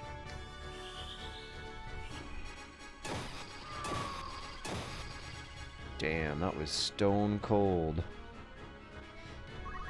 Maybe I can convince him to... Maybe I can convince him to see the light and join... Oh. Well, I tried. I guess I'm just gonna have to shoot him with a gun. I'm gonna shoot a disabled, immobilized guy who didn't get to do anything. Okay, okay. I might need to think a little deeper about my strategy here.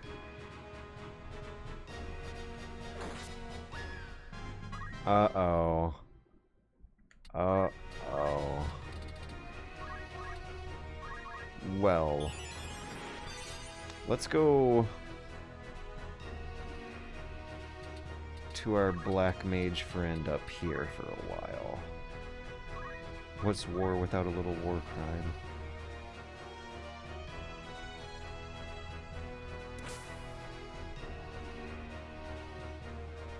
So Georgicles needs to move south immediately and maybe even heal a bit. Glinda's gonna have a turn sometime soon. It looks like there's enough infighting going on to give her an opportunity to heal or something. Come on, leave Glinda alone. Steel Heart? No. Now they're convincing her to join their side. And they're hitting hard.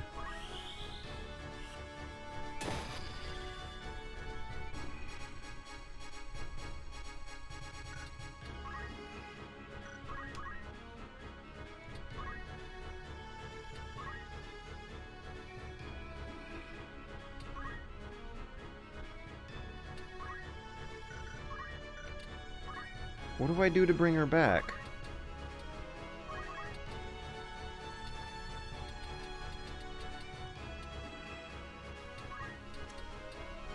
I also need to heal more than I need to do anything else right now. All of a sudden, this went south. Pretty quickly. I didn't even make good headway. I managed to get that mage to my side, and that's just about the only thing I was able to do, and look at what good it really did me long term. Huh.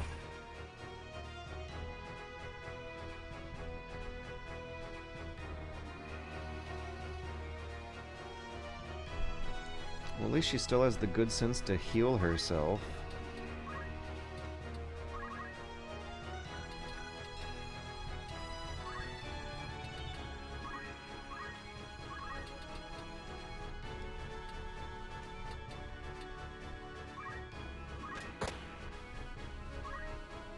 Anything that helps against charm will heal her. What is that?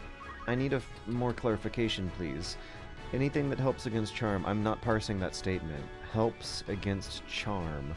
She had Steel Heart punch her. No one's equipped with bare hands.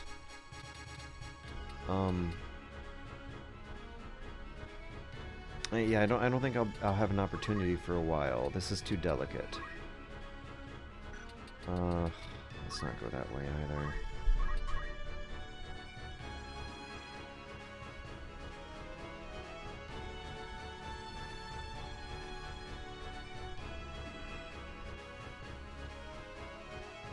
I'm switching to Claw Grip. Things are getting pretty spicy and serious. I gotta switch to Claw Grip. Oh boy. Oh boy.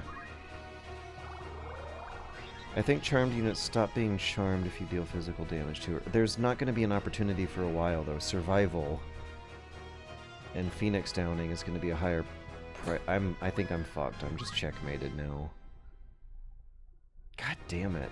This is the same fight that I ended the last stream on last time, and I think because of the day and time I'm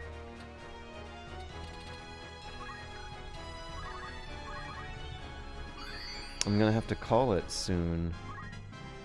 After this long, horrible, suffering process. Oh yeah, I should just yield. We're fucked. We're fucked. No, no, I'm not yielding. We're gonna make a stand. We're gonna try to bring out as many of them with us as we can, and I don't even think we're gonna be able to, but we're gonna try!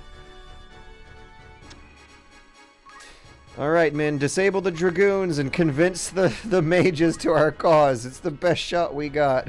We can't save all our comrades, but we can at least bring a few of these bastards down on our way. Oh yeah, one of our guys is about to crystallize any minute now. Me, when I get to an intersection, I will not yield! Come on, men, let's eat our comrade's corpse for a temporary health boost on our way to be in the biggest pain in the ass possible on the way out. Oh, never mind, they're gonna eat my comrade's corpse and do it themselves. We can't even do that much on our way out. Oh my god, we just got our asses kicked so bad. Okay, Georgicles, you know what? A big-ass spell's about to hit you. Run up to the enemy so it'll hit them as well.